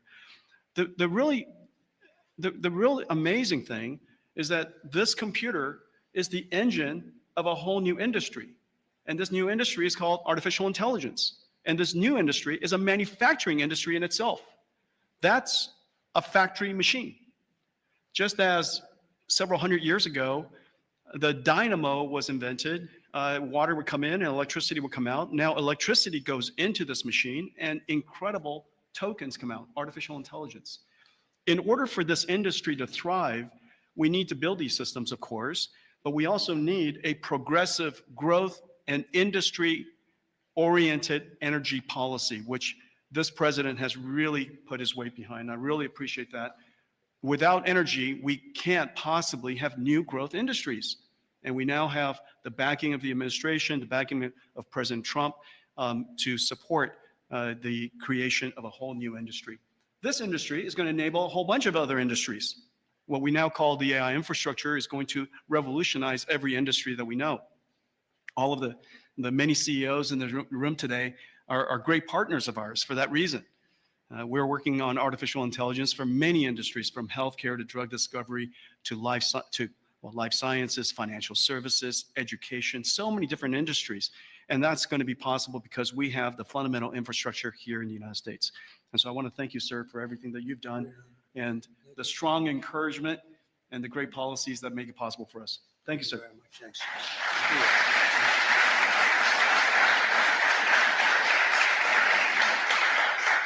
All right, that was Jensen with Trump. I've got a treat for everybody. I have my own analyst who's going to hopefully give us their take on Meta and Microsoft. Steve, how are you? I'm good. How are you? I'm doing very well. Robinhood just had a great earnings. You're not doing as good as me. I can tell you that. I'm not doing as good as you because you bought Meta during the IPO and never sold. So, yeah, what was your reaction to Meta? This was once again, I told you so moment from Zuckerberg to everybody. They absolutely murdered earnings once again. And this was just, when everybody thinks it can't get better, it just does. And dare you say that this is arguably the greatest business ever invented? Maybe. What did you think about them increasing CapEx? It's going to be pretty good for anybody who owns NVIDIA. I mean, dude, 72 billion, that's almost as much as Google. So keep in mind this. Zuck is increasing CapEx, but unlike everybody else who's only using it for business services, Zuck is the only one that is truly using it for consumer-facing items. Yep. And they're going to be the leader in glasses, and they're going to embed it. I'm telling you, you thought I was crazy when I said this a year and a half ago, that we're going to get to a point where the glasses will scan somebody and it will tell you everything about them, pull up their social media stuff, and give you a whole itinerary. It's going to be like Terminator in that regard, which you've never seen, but anybody listening knows exactly what I'm talking about. And everybody's going to have these sunglasses, and they are just going to keep refining it, and they're going to be a first mover, and they're never going to let go of it.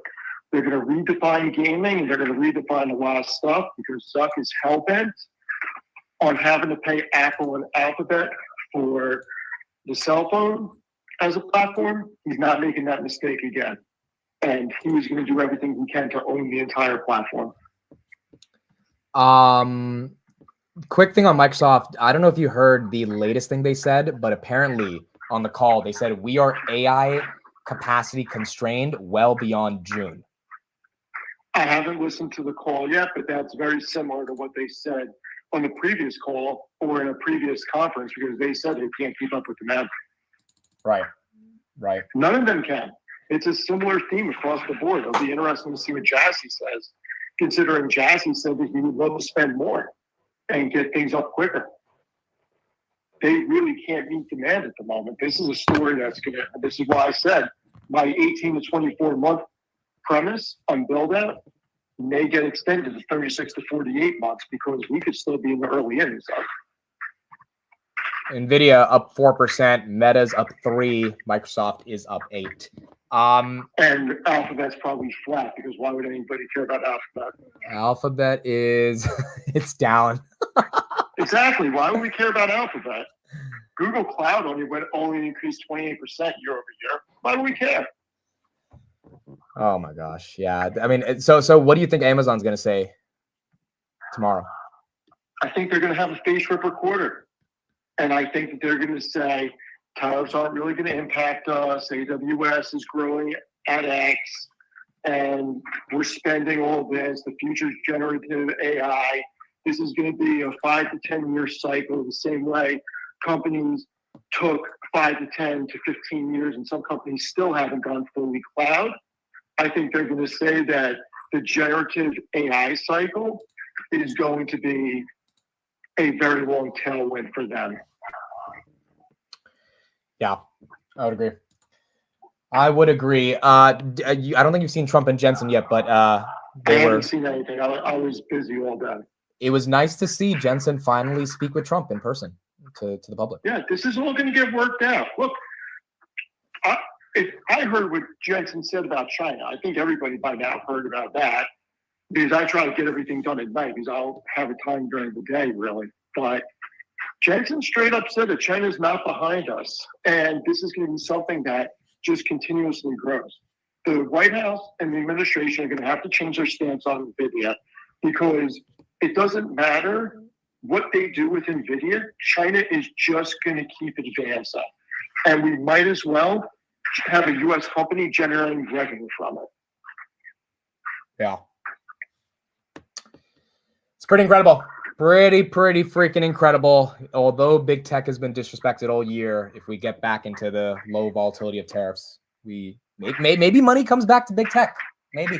I am gonna write, when I get time, a whole thing on Twitter about why the market is wrong and why the investment community is wrong and why people need to start looking at big tech as recession-proof companies and stop giving these multiples to Costco and Walmart. It is disgusting.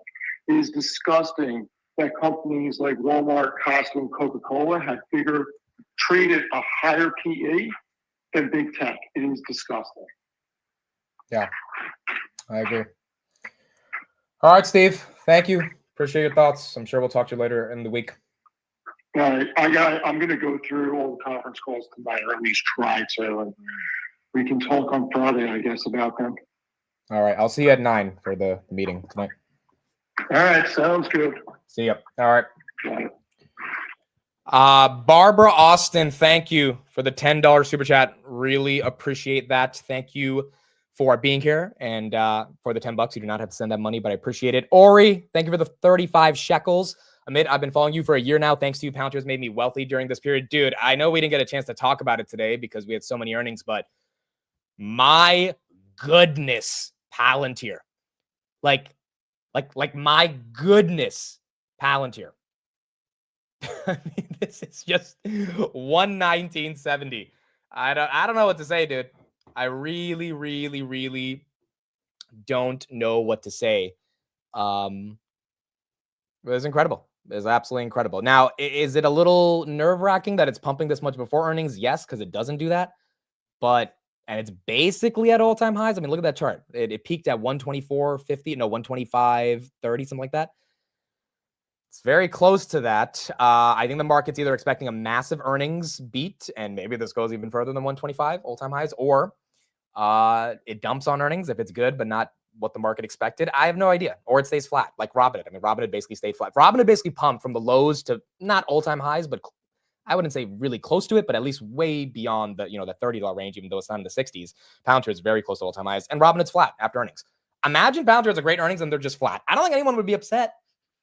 If we stay stuck at 120, it's like, all right, that's fine, But this is incredible. And Karp actually was live today, and I'm going to watch it tomorrow on the Market Open, but he handled a protester at an event with a lot of grace. A lot of people would not have handled it the way he handled it. I thought it was pretty exceptional. But he's getting ready for that earnings that's coming up soon, and he was at the Hill and Valley Forum today. Jensen Huang was there as well, all talking about the implications of AI and what is going on in the future. For those that are asking, why am I using Legend? Okay, so I wanted to use it today for two reasons. Number one, we have Robinhood earnings. Obviously, I wanted to use the Robinhood product. But B, I have been beta testing it, and that's why I've been waiting to use it until today. This feature right here. You see on the right-hand side of my screen, Palantir, 119.74. I get the volatility, the fundamentals, the summary. When Vlad mentioned in the call, we are making Legend more live streamer friendly. It's because I reached out to their team, and I was like, guys, I want to use this over Webull. I have no allegiance to Webull. I don't really care about Webull. I tried using it last time on the NVIDIA earnings, and 19,000 people that were watching hated it because they couldn't even tell what stock it was. So you guys made it for traders. I need you to help make it for streamers. And they took that feedback seriously, which is why they're an actual tech company, because they innovate and they make new features and they listen to their customers. And so I don't know if everyone has access to this feature yet, but my account got access to it. And this allows people to just see the actual price itself. I mean, that's really all I needed. I didn't need much, but that is necessary because people just get so confused if they can't see like what ticker it is. So I'm going to be using this every day, dude. This was my first day testing it on all you guys, and you guys seem to love it. So yeah, that is why I will continue to use it. Amit, are you taking some profits on Palantir if it reaches all-time highs? No. I mean, look, I didn't take profits on Hood when it reached all-time highs at 60. This is one of those things where I have trades that I do. I do a lot of option selling calls, selling puts. I don't sell my long-term holdings. Outside of Hood, I had to sell some Hood to pay for some taxes. But besides that, I let those ride. And so with Palantir, I know it's tempting at 125 to sell, but when you bought it at 25, and yes, I will be the first person to tell you at 119, at 125, even at 80, 90, it is incredibly expensive. And the sort of common sense thing to do would be to sell and take your profits. But I think Palantir is a unicorn. It's just that simple. I think it's an absolute unicorn. And I met people at the Toronto meetup, at the California meetup that have 60, 70, 80,000 shares. They bought it at 10, 15 bucks. They're not selling either. You know, if anything, they're selling covered calls on it and generating some good premium. But they're not necessarily selling because they just believe in the long-term vision. Do I think AI is a bubble and Palantir is overhyped? No. Do I think the stock is expensive? Yes. But I've thought the stock is expensive since 50, and it is consistently I've been wrong consistently. The market has been right, and Palantir has gone. I mean, Peter Thiel has been wrong. He sold $1 billion worth of shares at 34. He could have had 3x that amount if he had just held on until the end of 2024. So, like, obviously, the insiders also that offloaded in the early parts of the year, they thought at 30, 40, hey, it's getting a little expensive. I don't know if no one sells $1 billion worth of stock unless they think, all right, you know, I should probably take some profits right here. But even he was wrong. So I think the market has a propensity to be attracted to certain names, and those names have the ability to then grow into the valuation. Now, with Tesla, the reason I think it's a little bit different is because Tesla's not growing. There is potential for Tesla to grow with Robotaxi, Optimus, et cetera. But people that are buying Tesla right now are buying off pure hype because there is no growth in sight for any of their key verticals, at least not for the next couple of years. And I don't see it. You know, Optimus is not going to be around for a while. FSD's or Robotaxi is just getting started in Austin, and the auto business is not doing anything, right? So you're buying it based on that pure potential. On Palantir, there is growth, 36% year over year. I think they can get to 40% this year. And if that growth slows down, the stock is going to get hit badly. That's just what happens in the market. And that's why buying at 119, 120 right now, and Palantir maybe has good growth, but not exceptional growth, that can maybe take it down 20%. But if it does go down 30, 40, 50%, I still have an average because I bought in so early, where it just doesn't make sense to take, because what else would I do with that money? Right? Like, there's some stocks that and Tanner's the best. Tanner has bought NVIDIA. I think his average is in the single digits or something like that, or very low double digits. No, I think it's in the single digits. That's what he told me. So, like, he hasn't sold because where else would he put the money?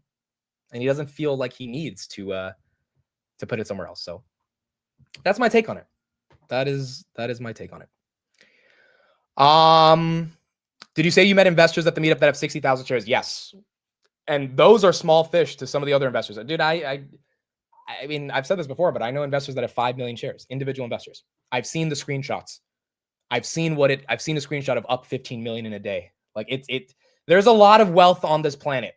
And that wealth has been concentrated in certain names because a lot of, wealthy people tend to concentrate versus diversify. And some of them are a bit more risky than others. And they went all in on Palantir, not all in, but they put a good chunk of their net worth when it was like 19, 20 bucks. The reason I know them is because they were watching some of my videos. So they reached out eventually. So it's just like, it's like Palantir has opened up so many connections for me. I have said this time and time again, but the gains on the stock will never, ever mean as much as the platform that Palantir has provided me to be able to speak about a subject. If you're going to be a content creator, you need a subject. My subject 4 years ago was this mysterious company called Palantir.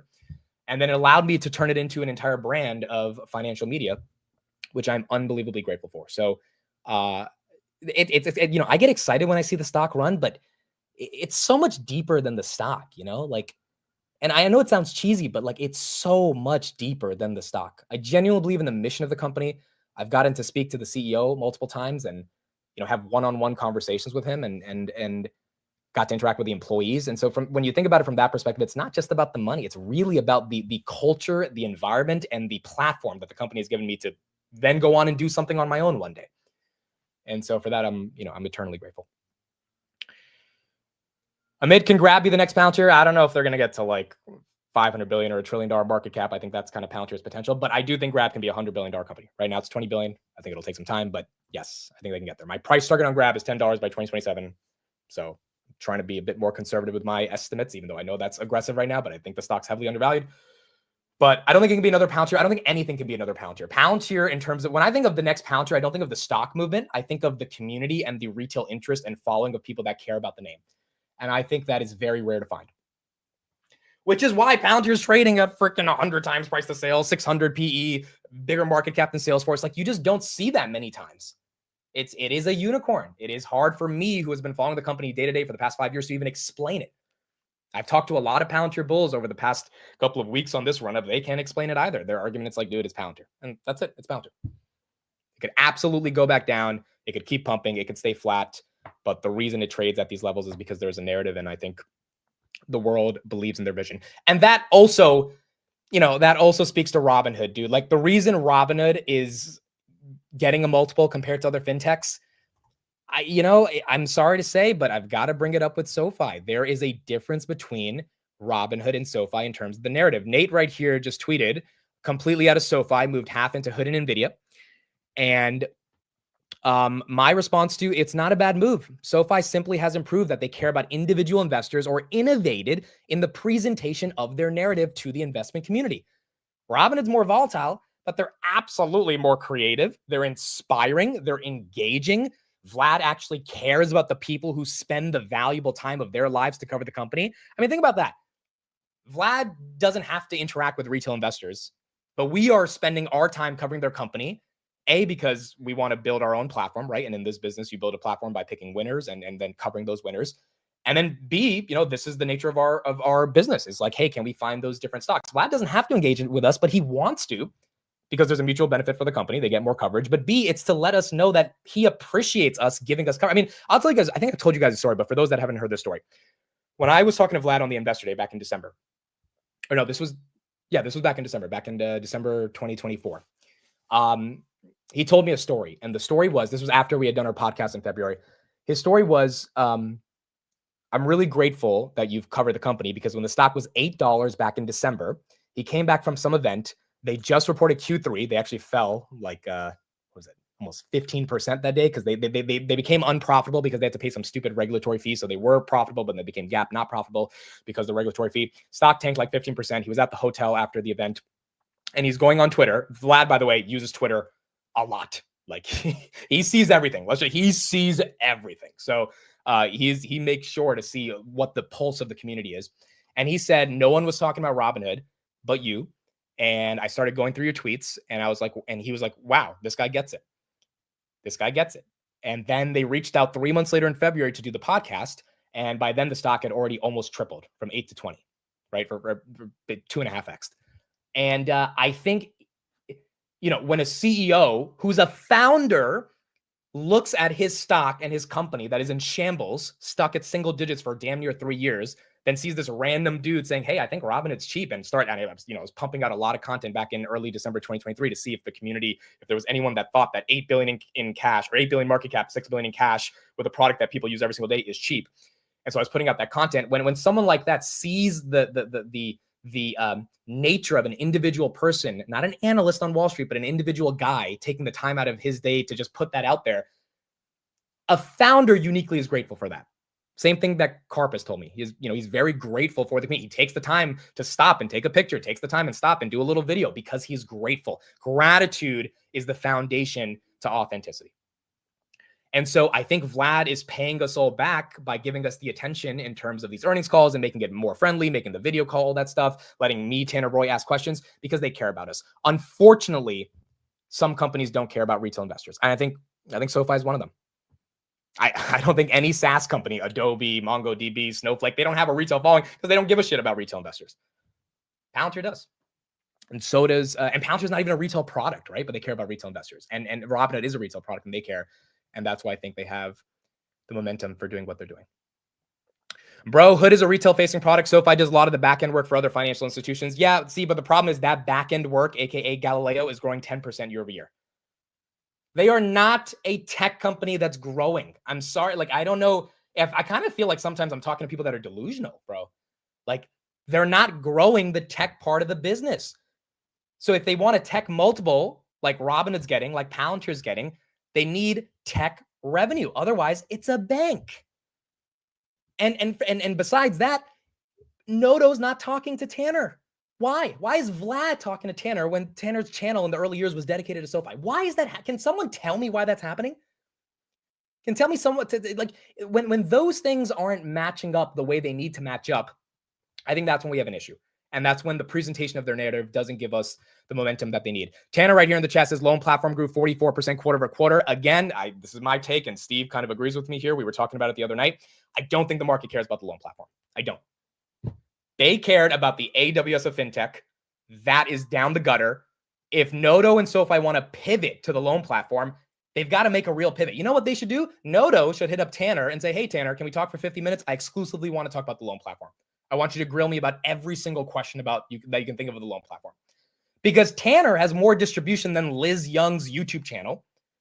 And Tanner's going to ask some really good questions about that loan platform. Tanner's going to set him up to actually explain why it deserves a tech multiple. But Noto's not going to reach out. No one at SoFi is going to reach out. The company is not going to let Tanner enter the front door of the building if he wants to go visit because they don't care about him. It's just that simple. And so if the market's not going to believe in the loan platform, the market's not going to believe in the tech platform, what's left? What's left is a bank. Having said that, I haven't sold any of my SoFi because I do think it's undervalued here. But my thoughts on it being undervalued are irrelevant to the nature of the market. And the only reason I'm going on this tangent is because I'm trying to make the comparison around Robinhood. And I'm not doing that. Like I'm not shorting SoFi. I don't care if SoFi goes up, great. If it goes to $20, I make $50,000 this year. That's the options position I'm in. I would be very happy. My ideological beliefs about their consumer-facing product and Noto not doing a podcast with retail means nothing to me making 50 grand off the stock going up to $20, right? I would be very happy with that. I'm saying this because Robinhood is doing everything that SoFi, I think people thought was going to do with this whole one-stop shop. And Robinhood's not just doing it, they're demolishing everyone else in the business. And that's why they're getting this tech multiple. Robinhood right here up 1.42% after hours.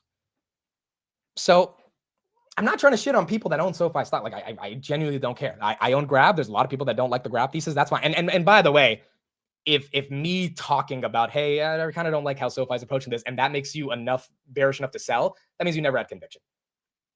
I hear plenty of criticism every day on people. A Grab will always be a $5. So I'm like, okay, that's fine. You can, maybe you're going to be right. That's what makes the market. Someone's bearish, someone's bullish. All I can do is trust my analytical capabilities and my intuition, and then the allocation of my capital to potentially be right.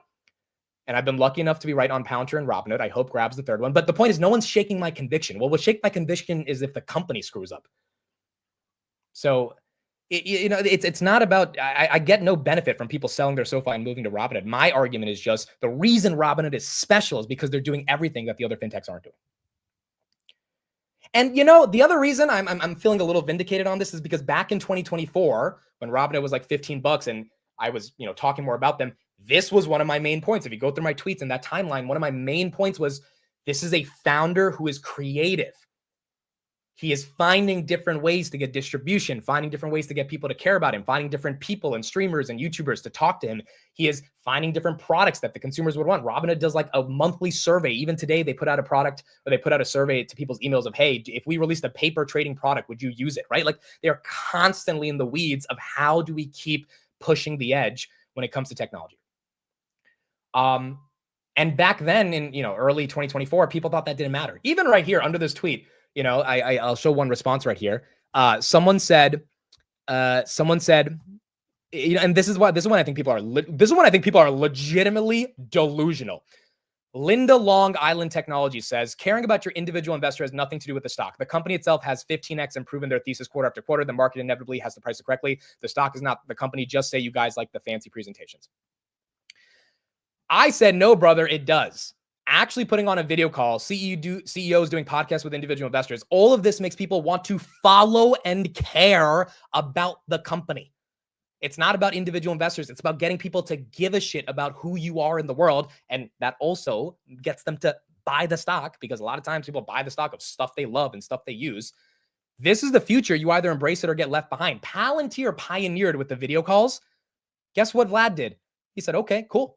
If Palantir can do it, I can do it as well. This is the future. This is where it's going. I see Palantir buzzing on Twitter over the earnings, thousands and thousands of people talking about their video call, carp clips going viral. I want to do the same thing.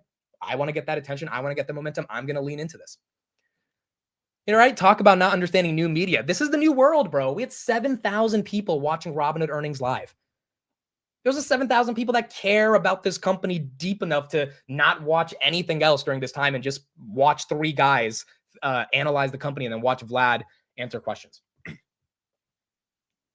This is the new media. This is the new media. And I don't think SoFi deserves to be at these levels. I will say this again. This is the nuance I try to attach in this. I'm not short SoFi. I don't think they deserve to be at 12. I don't think they deserve to be down 4% today after those earnings. But then it leads me to question, because no one else has given me a good enough answer, about why is the market disrespecting them? Right? At some level, we've got in 2022 when Palantir was $7 for basically 18 months, Every week on Palantir Weekly, we asked the question, why is the market disrespecting them? And the number one answer we came up with, outside of the fact that Palantir wasn't growing that much, is they don't know how to sell the product. They had an amazing technology, but they sucked at distribution. What did they do? They changed the narrative. They launched AIP, right? When ChatGPT started going viral, AIP wasn't even a real product yet, but Karp started talking it up, explaining what's the future. Karp said, oh, what's the pricing strategy? We don't have a pricing strategy. We're going to take the whole market. Are you kidding me? Karp is asked, hey, how do you price a SaaS product to give the market an understanding of your margins and revenues? Karp says, oh, I don't know how to price it. All I know is we're going to beat everybody. It reminds me of a story that I've told in a couple times, but for those that haven't heard it, I had a friend in high school named Adegoke, and he was a year older than me. We were on the debate team. In a debate round, in an elimination round where there's 3 judges, you need at least 2 out of the 3 judges to vote for you. There's 2 sides, AF or neg. In an elimination round, it's like an NCAA bracket, and you go from octos to quarters to semis to finals. You have to flip a coin on if you want to be AF or neg. Flip a coin on if you want to be AF or neg, affirmative or negative. If you win the coin flip, you get to be AF or neg. I'll never forget this. I was out of the tournament. I was a junior. I lost in doubles. My teammate Adegoke was in octafinals. We went to a public school. We were going up against the kid from Green Hill. Green Hill is a school in Dallas, Thinking of Palantir Technology. Dallas, Texas. Shout out to Houston. I'll be there at the end of May for the meetup. And that school, Green Hill, costs $50,000 a year for a high school education. We came from a public school in Newark, New Jersey, which if you know anything about Newark, it is not a rich city in New Jersey.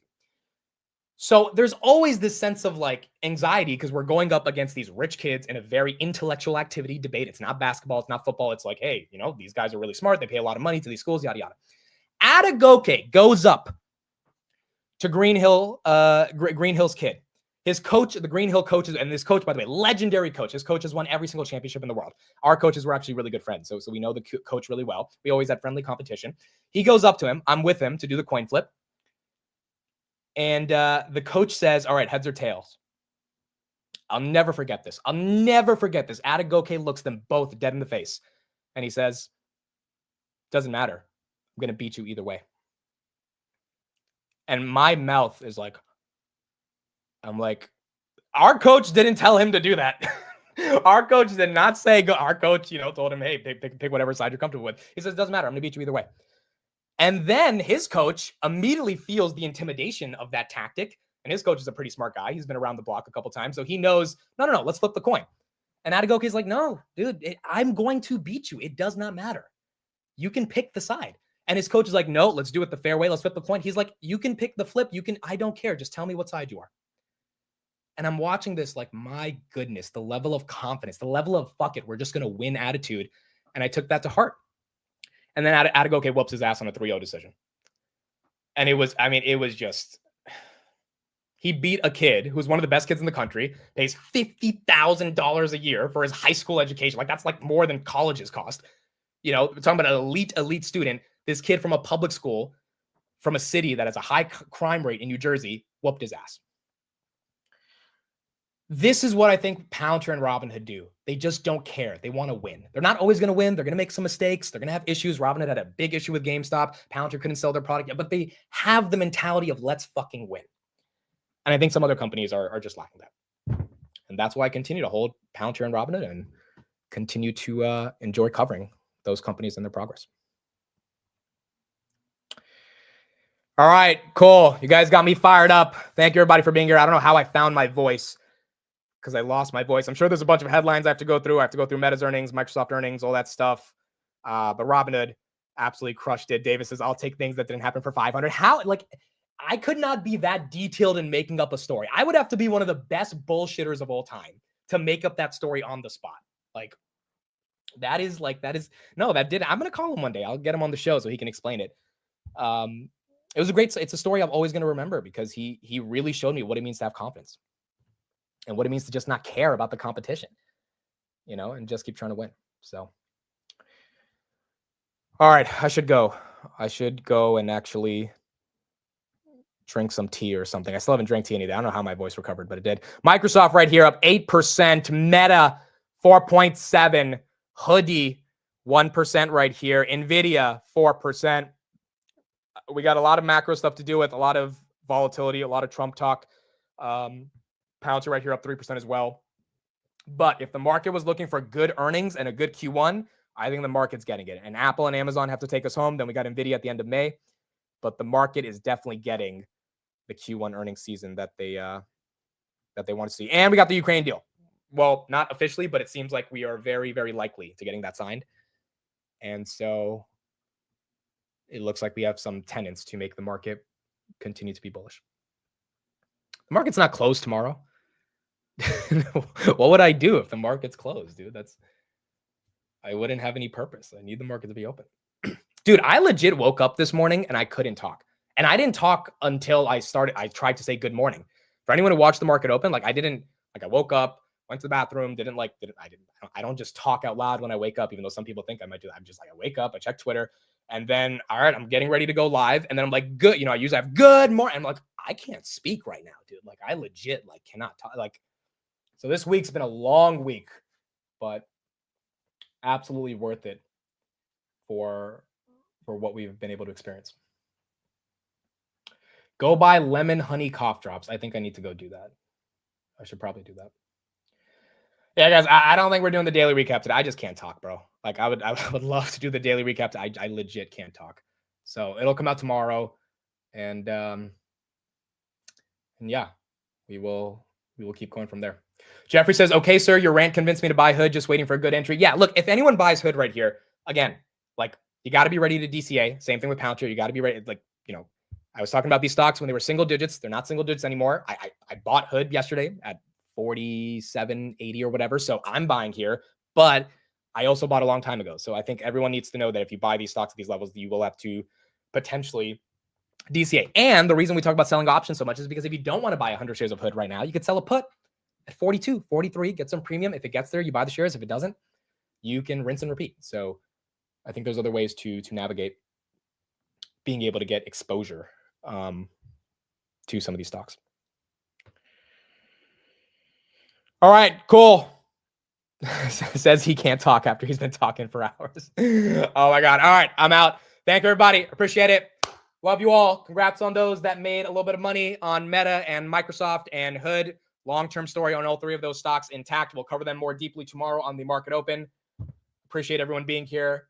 And we got the Warriors and Rockets in 30 minutes. So we got some basketball here on tonight as well. All right. Thank you. Dude, by the way, this chat is the funniest freaking chat in the history of chats. Like, while you guys were talking, while the call was going on, Tanner, Roy, and I in our private chat, someone called the CEO of Microsoft Satya Nutella. Tanner, I don't know if you guys noticed, Tanner literally had to step off the screen because he could not stop laughing. That was insane. Oh, the Lakers are tonight? Oh boy. All right. That's going to be a big one. Okay, cool. That's going to be important. Yeah, you guys are the funniest chat ever, bro. It's legitimately, I don't understand how, well, I get why you're funny because, rubs off from the host. I get it. But still, goodness, dude. Satya Nutella. What is it? It doesn't even matter. It's just such it's a third grade joke, but it's just hilarious how you guys put it out there. And then there were plenty of jokes about me. Someone was like, before he starts talking, you'll know if he's talking if his hands start moving, because my hands move for some reason when I'm talking. So it was hilarious, bro. It was hilarious. We make your stream, you don't. No, that is true. That is true. There is no Amit without you guys. There is no Amit without this community. And again, I talked about this before, but the streaming medium of content, I think we are at the infancy of it. I think it's just taking off. There is a parasocial relationship between I sound so intellectual for saying that word. I saw another guy talk about it on a podcast when he was talking about streaming, so it's not original. But there is a parasocial relationship between the streamer and the chat, and that relationship can manifest itself in so many different ways. But it is a new form of content that is fundamentally different and differentiated from a lot of other types of content. And it's really cool because it's community building and it's live. And there's something about being live that I love. It makes me feel alive, So on that note, we're going to end it out there because I can't think of anything else to say that would be better than that. Thank you, everybody. Appreciate you all for being here. See you guys tomorrow on the market open. And love you all. Appreciate you guys. The journey continues. Thank you, everybody. See you guys tomorrow morning.